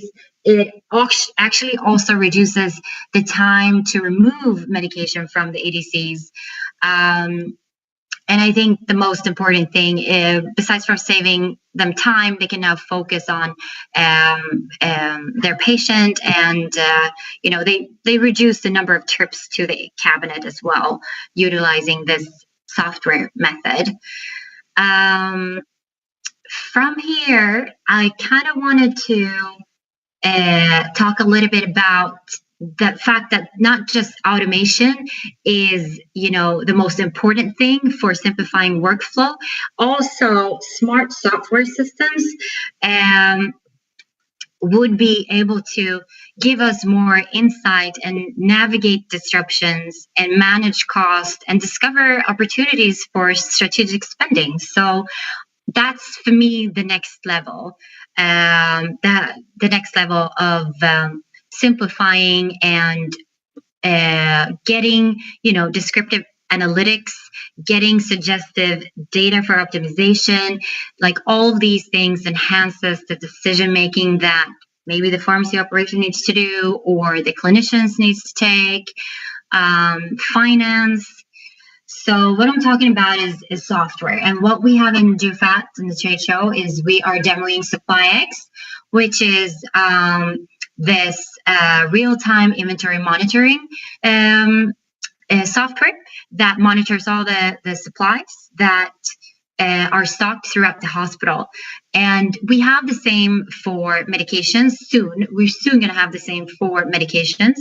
So in general, like I said, real-time inventory monitoring, and you access everything through a dashboard, which makes it so much easier. You could just by one click be accessing the reports that are behind these graphs. It's web-based, so you can log in wherever you are in the hospital. And it's a very easy to use dashboard, and it's configurable. And working in an international company, what I really like about this is that you can customize your reports, because each market, each country have their own specifics, their own regulations, and how, for instance, to display a narcotic report.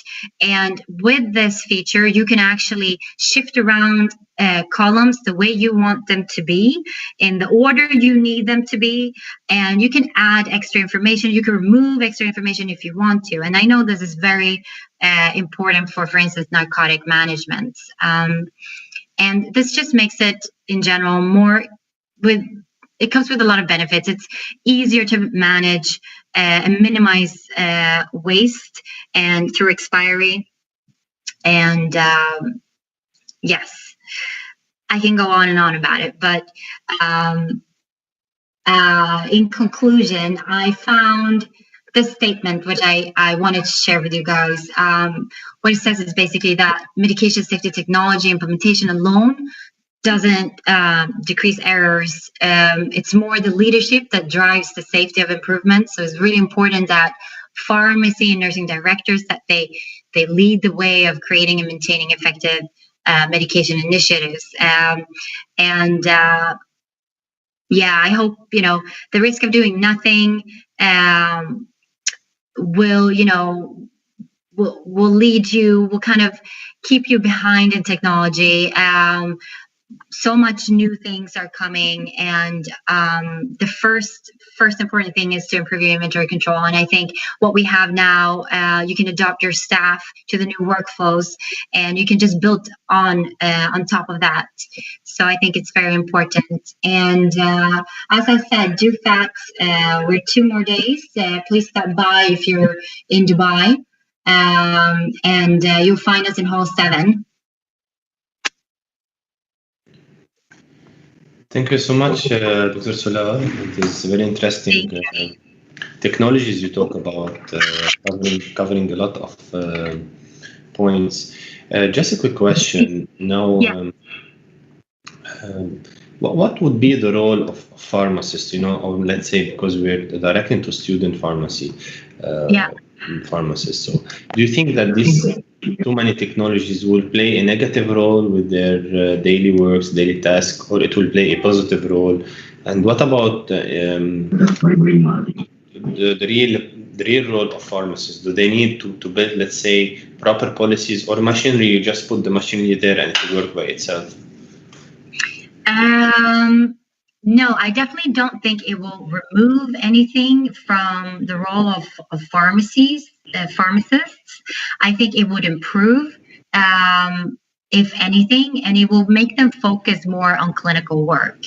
I don't think, even with one robotic carousel, or let's say something more advanced that doesn't even require anything manual, that can just run by itself.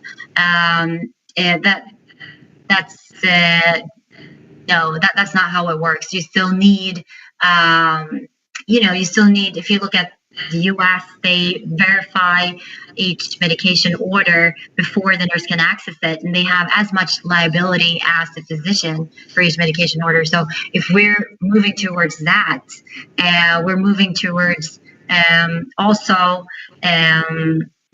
pharmacists being involved in rounds, pharmacists being enrolled in more clinical work in general. So, and Doctor, based on your experience, what do you hear from pharmacists? Do they like automation? Like their general opinion about it?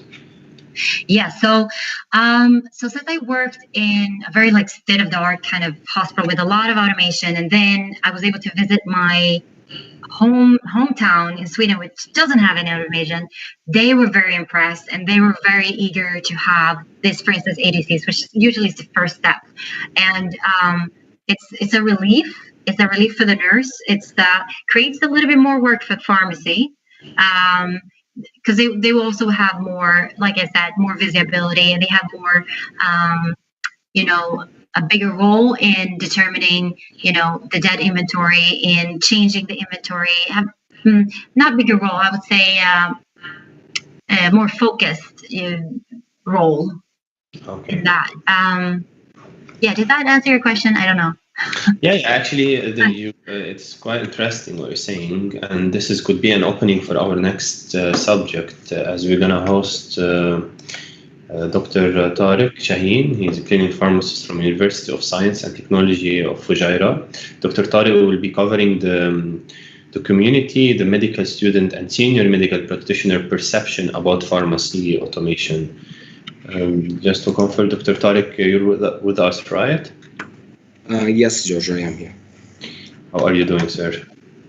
I'm doing very well. Thanks so much for this nice webinar session.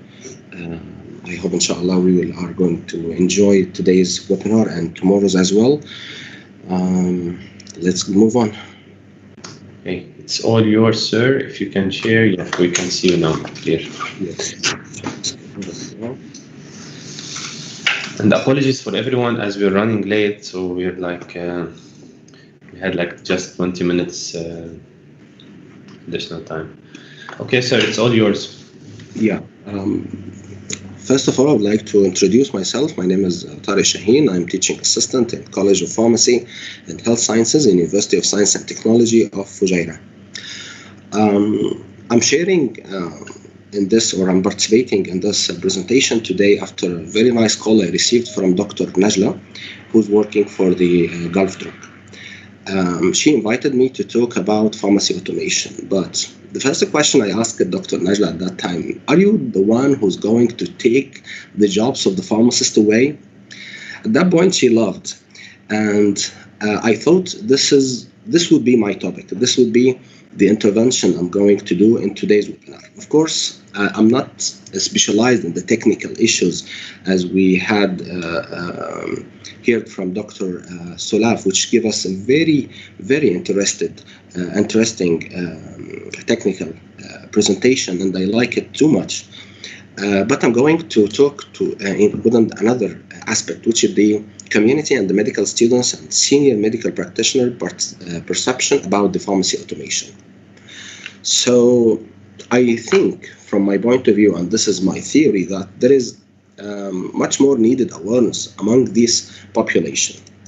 So among all the presentation we had today, I can summarize that pharmacy automation, it's not an old science, or it's not an old industry. It's recently, or it's considered almost new science. Its age, I think it's about 50 years old since the first intervention in 1967. And if you remember on that date, the brothers Kirby, John and Frank, they introduced for us the first counter, the first bill counter ever.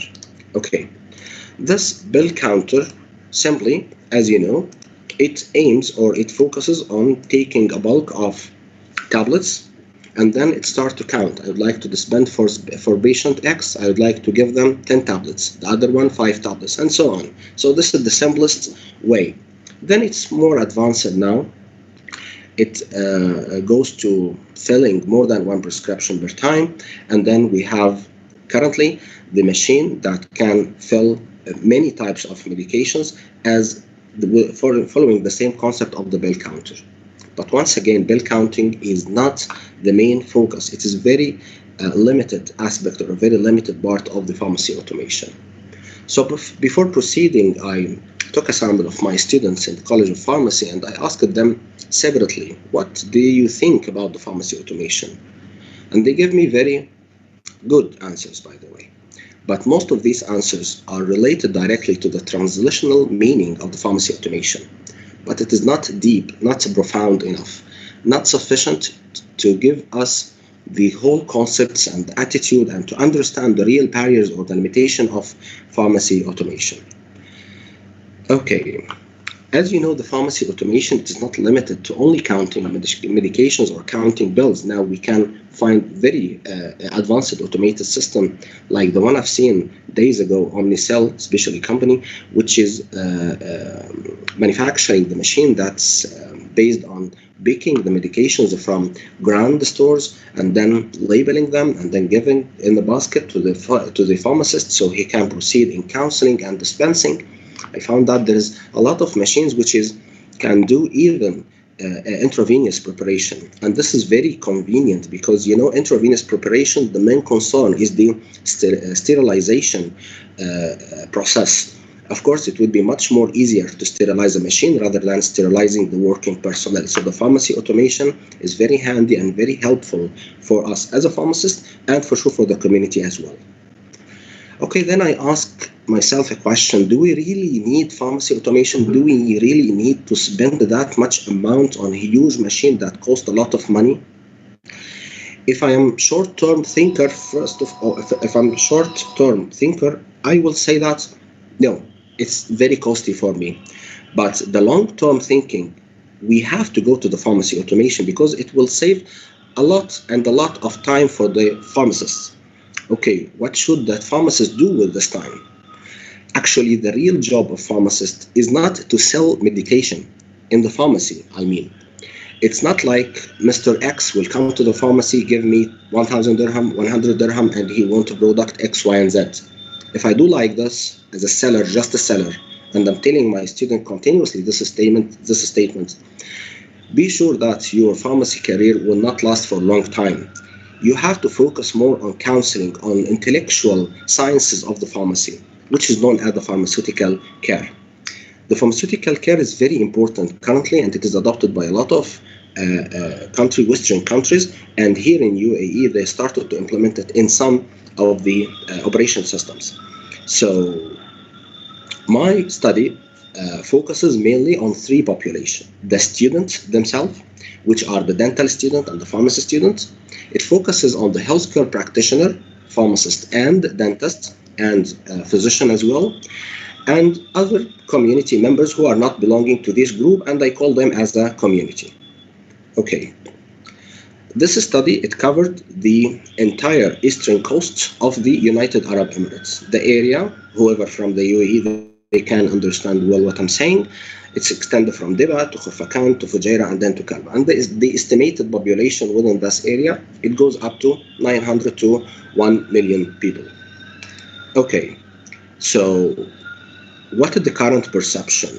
Do we have current studies that's talking about the perception? Yes, we have a lot of studies that's handling the technicalities, that handling the concepts, that handling the machinery-related information, related to the pharmacy automation, related to statistics, yes. But do we approach the end user, who are the pharmacists, the patients, the dentist, the physician?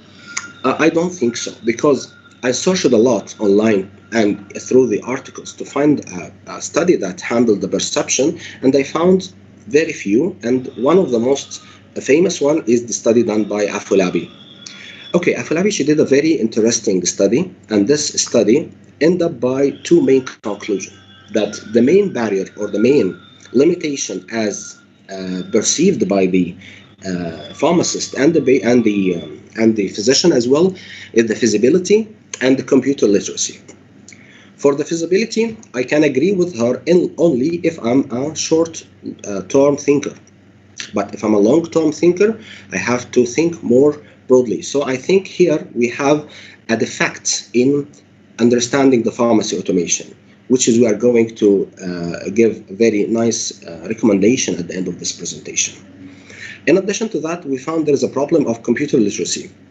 Okay, this problem, I cannot say it's currently there, because as you can see, this publication is since 2007. It's around now 14 years. So I cannot say this problem may persist till this point, So I started, or my survey involved one of the parameters, which is talking about the computer literacy, to find if this is really a current problem or it's already sorted out.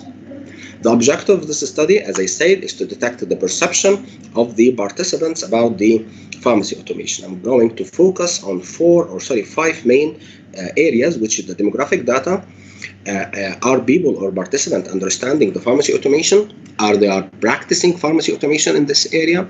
And what about their attitude? Do you like it, they like it or not? And what about the barriers and limitations that prevent the implementation of the pharmacy automation? Okay, so I subdivided my questionnaire following the same five topics, but let's say I'm a little bit obsessed about the pharmacy or the detection of perception. I'm not sure if the presentation is still working or not. Can you see it? Not really, no, sir. The presentation, but we can see, I think, your screen.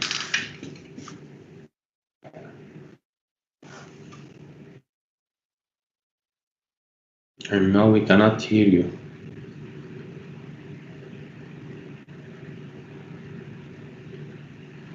If you want, just cancel the sharing and share it again if you can. Maybe. Okay. So, can you see it now? Yes, now I can see it. Yes. Okay. I'm sorry for that technical problem. Okay. So during the questionnaire, I set up certain points within my questionnaire to make sure that whatever the responses I will get, they are reliable. First of all, I add these, or I put all the items of the questionnaire within Cronbach Alpha test to make sure that my questionnaire is consistent, and I got, fortunately, the score of 0.7, which is a very good score for the Cronbach Alpha test. In addition to that, some of these questions, intentionally, I linked them together. So later, when I'm doing the analysis, I can really understand if the participant or the responder, he knows what he's answering. So I can correlate these answers together. Intentionally, I'm trying to flip the answers or the responses. Like, as you know, the Likert scale of 5 points starts by the strongly disagree, neutral, agree, and strongly agree. In some of these questions, I'm intentionally flipping them to find if there is a pattern in answering the survey. So whatever, or if I have a random pattern, it's okay, I will accept the survey. But if I have a regular pattern, like all the answers are strongly agree, I excluded them from the questionnaire. So these are the measures I'm following in any questionnaire I'm conducting to make sure that these outcomes are very reliable. The results of the questionnaire or the cross-sectional studies, that the male participant represented 45% of my sample size. They are aged between 21 to 53 years old, and 71% of them holding a bachelor degree, maybe in pharmacy or in dentistry or other fields. Most of them, they have 5 years of experience, and 23 of them are medical student or pharmacy student or dental student. 64% medical practitioner, and 13% of the community member who are not belonging to the other two groups. Okay, let's go to the outcomes or the results of that study.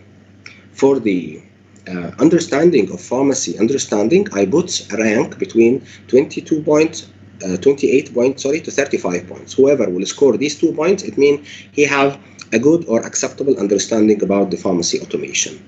Unfortunately, I found there is a remarkable difference between the participants' understanding and the proper understanding of pharmacy education or the pharmacy automation concept. As you can see here, the level of significance, p-value, is less than 0.001. The astonishing outcome that none of the participants have ever practiced directly or experienced dispensing medication through the automation system or pharmacy automated system. So it means, guys, of Gulf drug, you have a huge market here in the eastern coast of the UAE. You have to come up here and see people and talk to them. For the attitude, pharmacy automation attitude, once again, I give the ultimate response a rank between 28 points to 35 points. And I found there is an acceptable level of a proper attitude toward pharmacy automation. It means people here are accepting or tolerating or can understand or can accept the pharmacy automation, but they need somebody to tell them the way. Okay. For the detailed analysis of the study, for the gender statistics, there is no statistical significance between male and female in understanding the pharmacy automation. So gender have nothing to do in that. The same for the age, there is no statistical significance between old people and younger people, even if they are in medical field or non-medical field related to the pharmacy automation. For the educational level, and this is an astonishing outcome, by the way, that I found no difference between the educated people and non-educated. And when I say non-educated people, I mean the people who did not start yet their undergraduate studies. So both of them, there is no statistical significance between them in understanding the pharmacy automation. For the work experience as well, there is no statistical significance between them in the work experience. It means, what is the meaning of having non-statistical significance? It means all these factors have nothing to do with the pharmacy or the perception toward the pharmacy automation. So we have to think about other factors.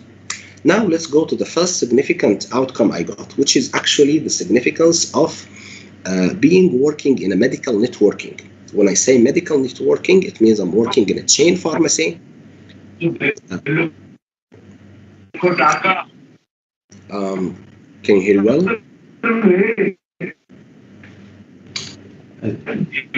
Mr. George, can you hear? I'll mute all. Okay. And if you can just unmute yourself. Yeah, I think it's fine now, no? Okay, yes, it is. Thank you, George. Okay, so I found the very first significance between the individuals who's working in solo pharmacy or in isolated clinics and the employee who are working in chain pharmacies or chain clinic. And it seems very logical because, as you know, the bigger the chain of pharmacy or the bigger the chain of hospitals, for sure they will have the sufficient fund to implement one or two systems of the pharmacy automation, while for the individual small entities, it will be a little bit difficult. So that's why there is a significant difference between them. It's just a reduction, but it needs further study for sure. Okay, so the overall discussion or the analysis of that study, I can understand that the people understand the superficial meaning of pharmacy automation, but when we go to the deep understanding, to the profound understanding of pharmacy automation, they are not that well aware about it. Okay, the operational definitions of the pharmacy automation are well understood by the large-scale chain medical facilities, as I said, in a chain pharmacy, chain hospitals, but not within the mono or isolated pharmacy or isolated medical centers. Once again, the understanding of pharmacy automation are well understood when we have more than one practitioner per shift. This will give more time for the colleagues to interact together, to read together, to find out new information together. But if you have only one pharmacist or one doctor per shift, so at that time they don't have any extra time for reading, for side discussions, for related scientific discussions, and this stuff. Okay. It was noticed that the more comprehensive knowledge, and this is very promising for the younger ages, more comprehensive knowledge about the pharmacy automation among the younger practitioners. Okay, like the younger students, the younger pharmacy practitioner, the younger dentist, and this group of people. Okay, very important weak point that related to the pharmaceutical care, that there is weak practicing of patient counseling in pharmaceutical care in pharmacies who have high level of daily visitors. Okay, and here actually is the main value or the main importance of the pharmacy automation.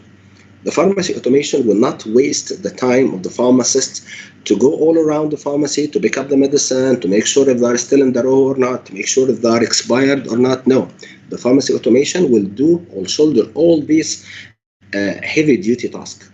So the pharmacist will just give the prescription to the machine will collect them, label, and then give them into a basket.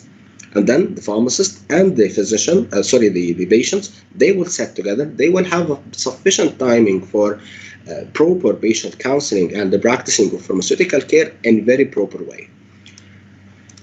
The significance of this study that it's filled the gap of knowledge between the idea, the noble idea of the pharmacy automation and its implementation. Of course, the very important significance of this study that it's it is the only one have been done within the UAE to understand the perception of the sample population, which are the medical practitioner and the students, about the pharmacy automation. So I can say this is a significant part of this study. Maybe the scale of this study or the total sample size is not that big, but with funded studies, we can do more and more detailed and deeply informed studies, so we can get more information and real understanding about the pharmacy automation perception among the community. What's our recommendation? Actually, I have here two recommendations. First of all, we have to construct a comprehensive training courses and field visit of interested medical practitioner and the students as well to facilities who already have pharmacy automation systems. I'm not sure if this information is right or no, but I hear that there is only 2 or 3 hospitals in Dubai that have pharmacy automated systems. So if you have like a database about these these institutions, we can arrange training courses for all the pharmacists in the eastern coast of the UAE, along with the students of the dentistry and the pharmacy as well, so they can get more educated and more trained and more comprehensive ideas about the pharmacy automation. In addition to that, there is one nice idea. It's actually not mine. It's one of the participants' idea. He suggested that if any company can establish a centralized automated pharmacy dispensing facility in the eastern coast of the UAE, and this facility will receive all the prescriptions from anywhere from the eastern coast of the UAE. And actually, this proposal, I'm going to introduce it soon to the Gulf Drug Company because it is very promising. After introducing the prescription to the centralized facility, this facility will prepare the package, and then this package will be taken by drone to the house of the to the patient, and then there would be a virtual patient counseling between the patient and the physician. So it will move with the current circumstances of COVID-19. So we will prevent the patient, even if they are positive or negative with COVID, to be intact with the pharmacy. Because as we know, the pharmacy, it is a public service area. Most of people, they go to pharmacy maybe in weekly basis. So we are trying to limit the accessibility of the patients to the pharmacy in actual way. We are to increase the accessibility, but in virtual way, to limit the spreading, at least during the pandemicity of COVID-19 and other pandemicity. And these are the list of references. I'll be very happy to share this presentation with George, and you can share it with whoever interested to contact with us for further information. That would be all for today, and I'd like to thank you so much for having me, and inshallah I'm going to join you for the next sessions, inshallah. Thank you so much, Dr. Tariq. That's actually very surprising, first of all, and interesting, because we put actually a 1 year plus efforts to build the studies that are not published yet. But these studies also have been done in governmental hospitals here in Dubai. Hopefully, we're just waiting, the green light to publish the study. And also, I will be so happy to collaborate with you in person about implementing conceptual studies, whatever study you would like to implement. Responding to the question about how many hospitals here in Dubai having automation, just a quick overview. All the HA hospitals have a full automation system, from outpatient, inpatient, and central pharmacy. This is our direct connection. We also have, let's say, just not to mention all, but like King's College Hospital have full solution, Emirates Hospital have full solution, Saudi German Hospital, Dubai and Ajman have solutions.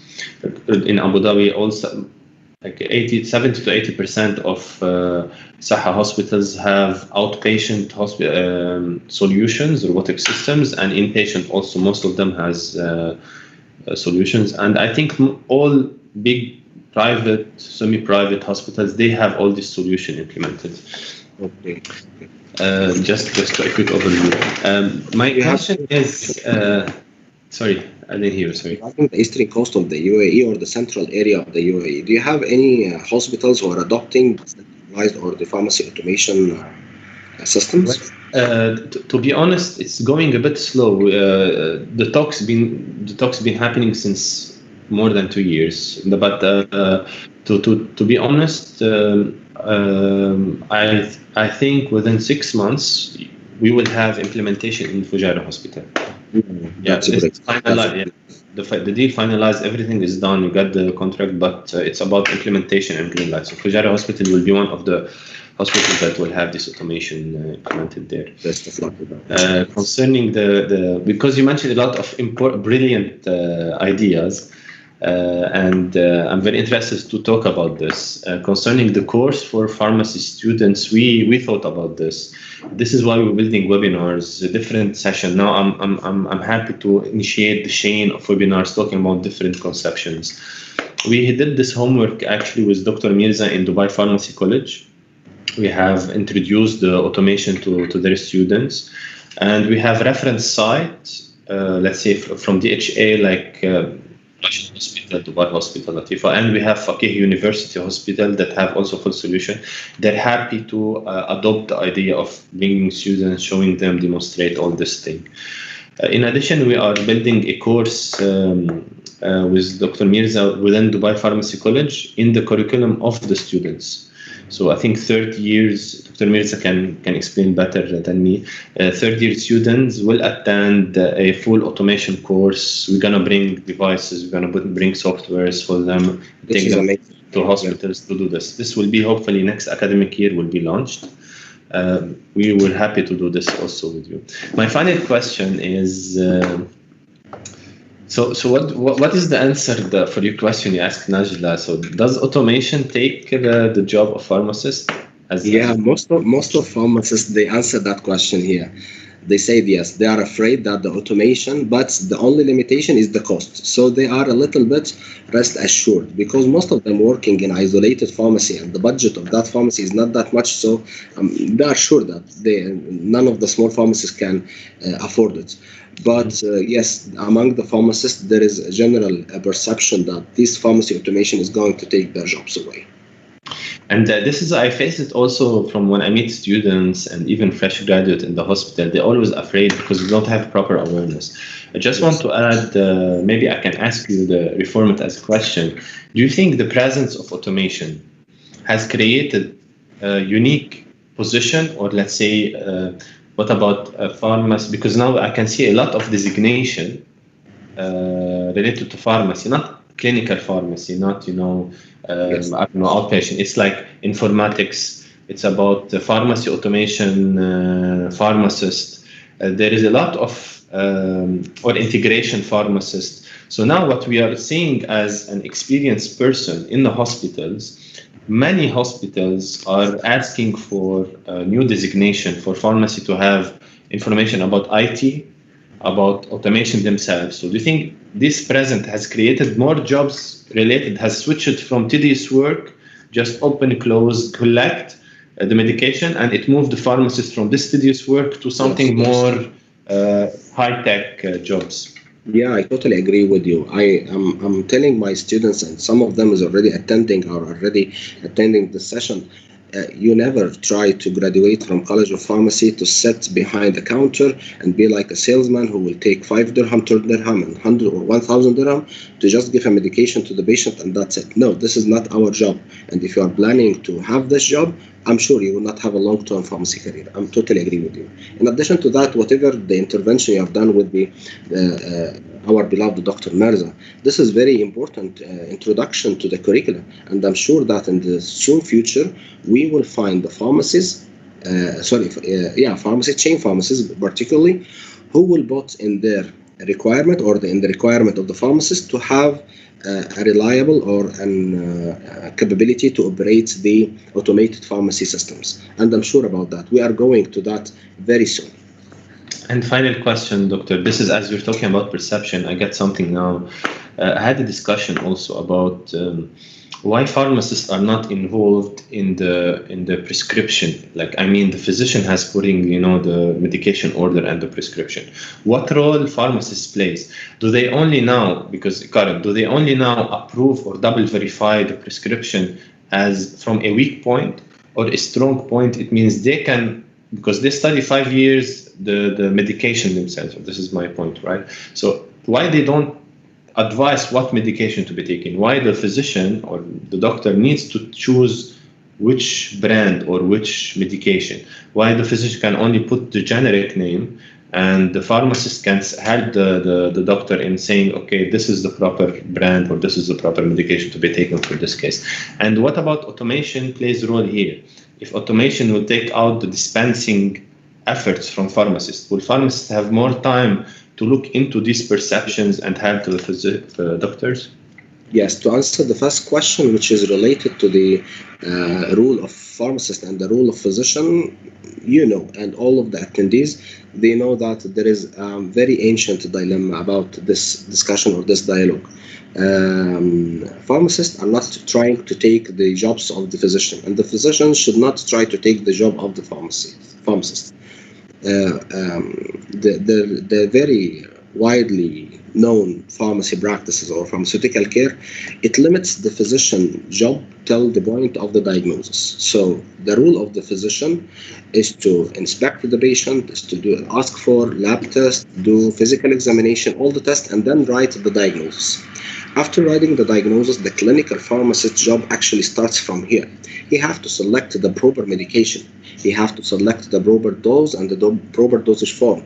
He should establish a complete, comprehensive pharmaceutical care cycle as per the model set by Hebler and Strand, which is the very famous model. This is the real, or how it should happen. But to be realistic, that the current level of pharmacy education, and I think there is a lot of debates about it, is the pharmacist are qualified enough with the current knowledge base to do this job, to start immediately after the diagnosis? This question, there is a lot of debates about it. Are the undergraduate students or the bachelor graduates are capable to do that, or they should get at least master's degree, or they should graduate from pharm degree? Most of the studies focused on the importance of having MD or clinical pharmacist degree at least, so they can proceed with this advancement in the prescription. In addition to that, reviewing the prescription is not a shame, by the way. It's okay. Maybe the physician did a mistake by writing a medication, or maybe, especially unfortunately for the hospitals and the clinics, they're still adopting the handwritten technique. There would be a lot of difficulties to understand or to really know what these writings means or refers to. So in that case, a small phone call between the pharmacist and the physician, it will sort out the story. But I can say that if we are going to compare the attitude for the last 10 years, there is an improvement in the relationship with physician and pharmacist. There is more collaboration now. And integration of pharmacists in the pharmaceutical care practices and daily clinical practices in the hospitals, it helped the decision makers and help the physician to understand well what is the real role of the pharmacist. Introduction of more clinical sciences in our clinical courses, especially the practical one or the rounds in the pharmacy curricula, will have very important impacts on improvement of the clinical practices by the pharmacists.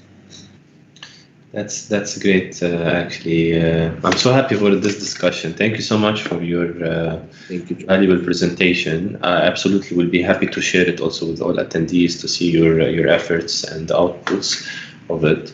And hopefully we'll have additional collaboration together about case studies we can implement it in our partners' sites. Okay. Okay, I think will be end of our day webinar. I would like to thank everyone who attended. I would like to thank our speakers, Dr. Aya, Dr. Mirza, Dr. Sulav, and finally Dr. Tariq. It was an amazing discussion. I would like to mention that tomorrow at the end of the second day, we're gonna distribute a small survey so you can see your opinion. Are you happy? Do you like us to do more webinars? And finally to collect some few personal information so we can send you back the certificate of attendance of this webinar. As again, tomorrow we're gonna start at 10:30 again with Dr. Aya. She will talk about pharmacy automation cycles and workflow. She has very interesting presentation to show about how it works inside the hospital, how it is all connected together in decentralized pharmacy. We have also Dr. Omar from Jalila Hospital. He's the head of pharmacy. He will talk about his experience implementing medication safety measures across hospital through automation, because he has a hospital where in Jalila Hospital full of automation. He will talk about experience implementing this automation. And finally, finishing the day with Dr. Ammar Al-Jaber from Dubai Pharmacy College. He will talk about the medication safety and precautions in handling automation itself. I hope you enjoyed today's session. Let me see if we have any question.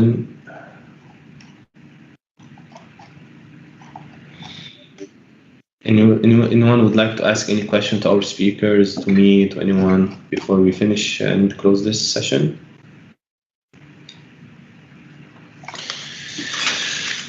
Okay, thank you so much for attending. Thank you so much for this wonderful session, our speakers. And Dr. Mirza, you would like to add something? No, it's okay. It's fine then. No, if you'd like, I'm happy if there's anything. Just regarding the misconception that everyone they're having about robots, they are taking over the pharmacist job. Yes. Actually, in reality, it is not taking over the jobs of pharmacists. It's just reducing the waiting time of the pharmacist, of patients.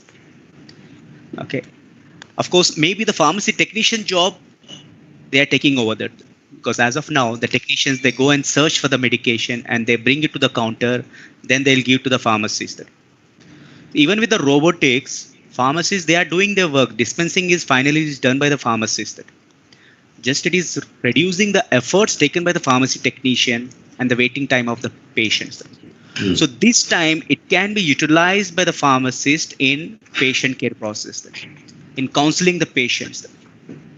Okay. And as of now, even Ministry of Education in UAE, they are working hard to identify the roles of the pharmacist with different degrees. Like with the basic degree, what are their roles? With the master degree and PharmD, what are the roles? So they're going to specify that. Now we are developing a competencies for the UAE. So all the professors from different colleges, they have been selected. They made a committee. Dr. Sharif, he's the head of this committee.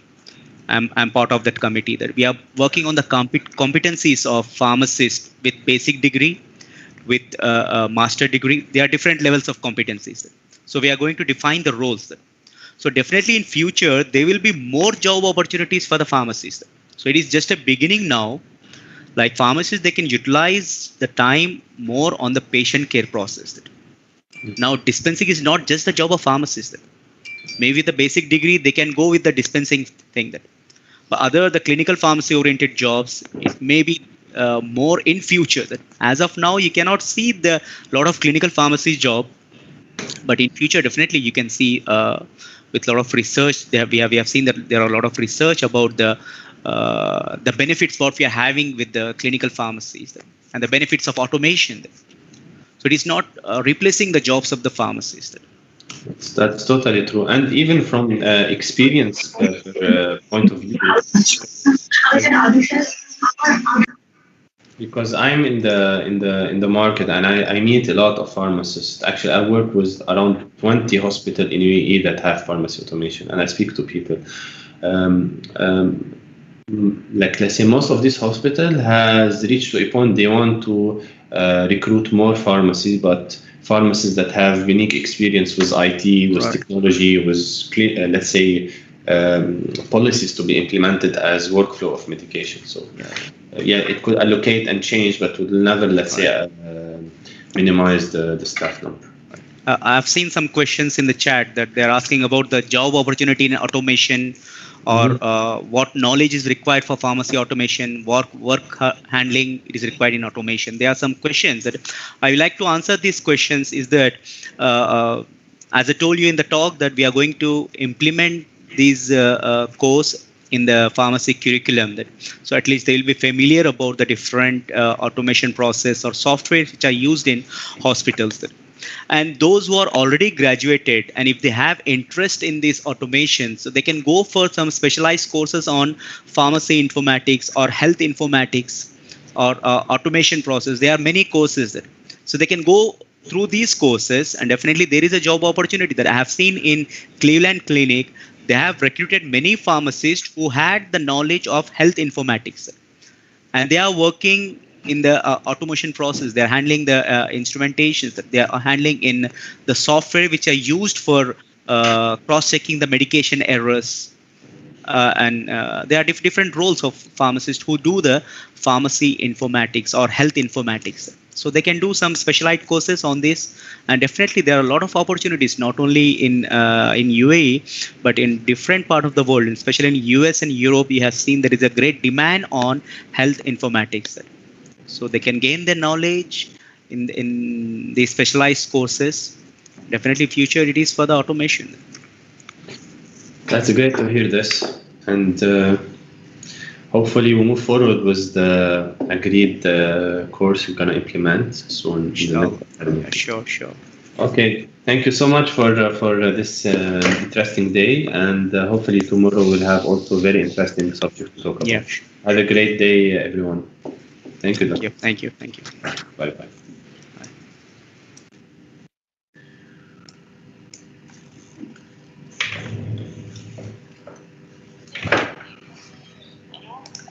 ألو مرحبا.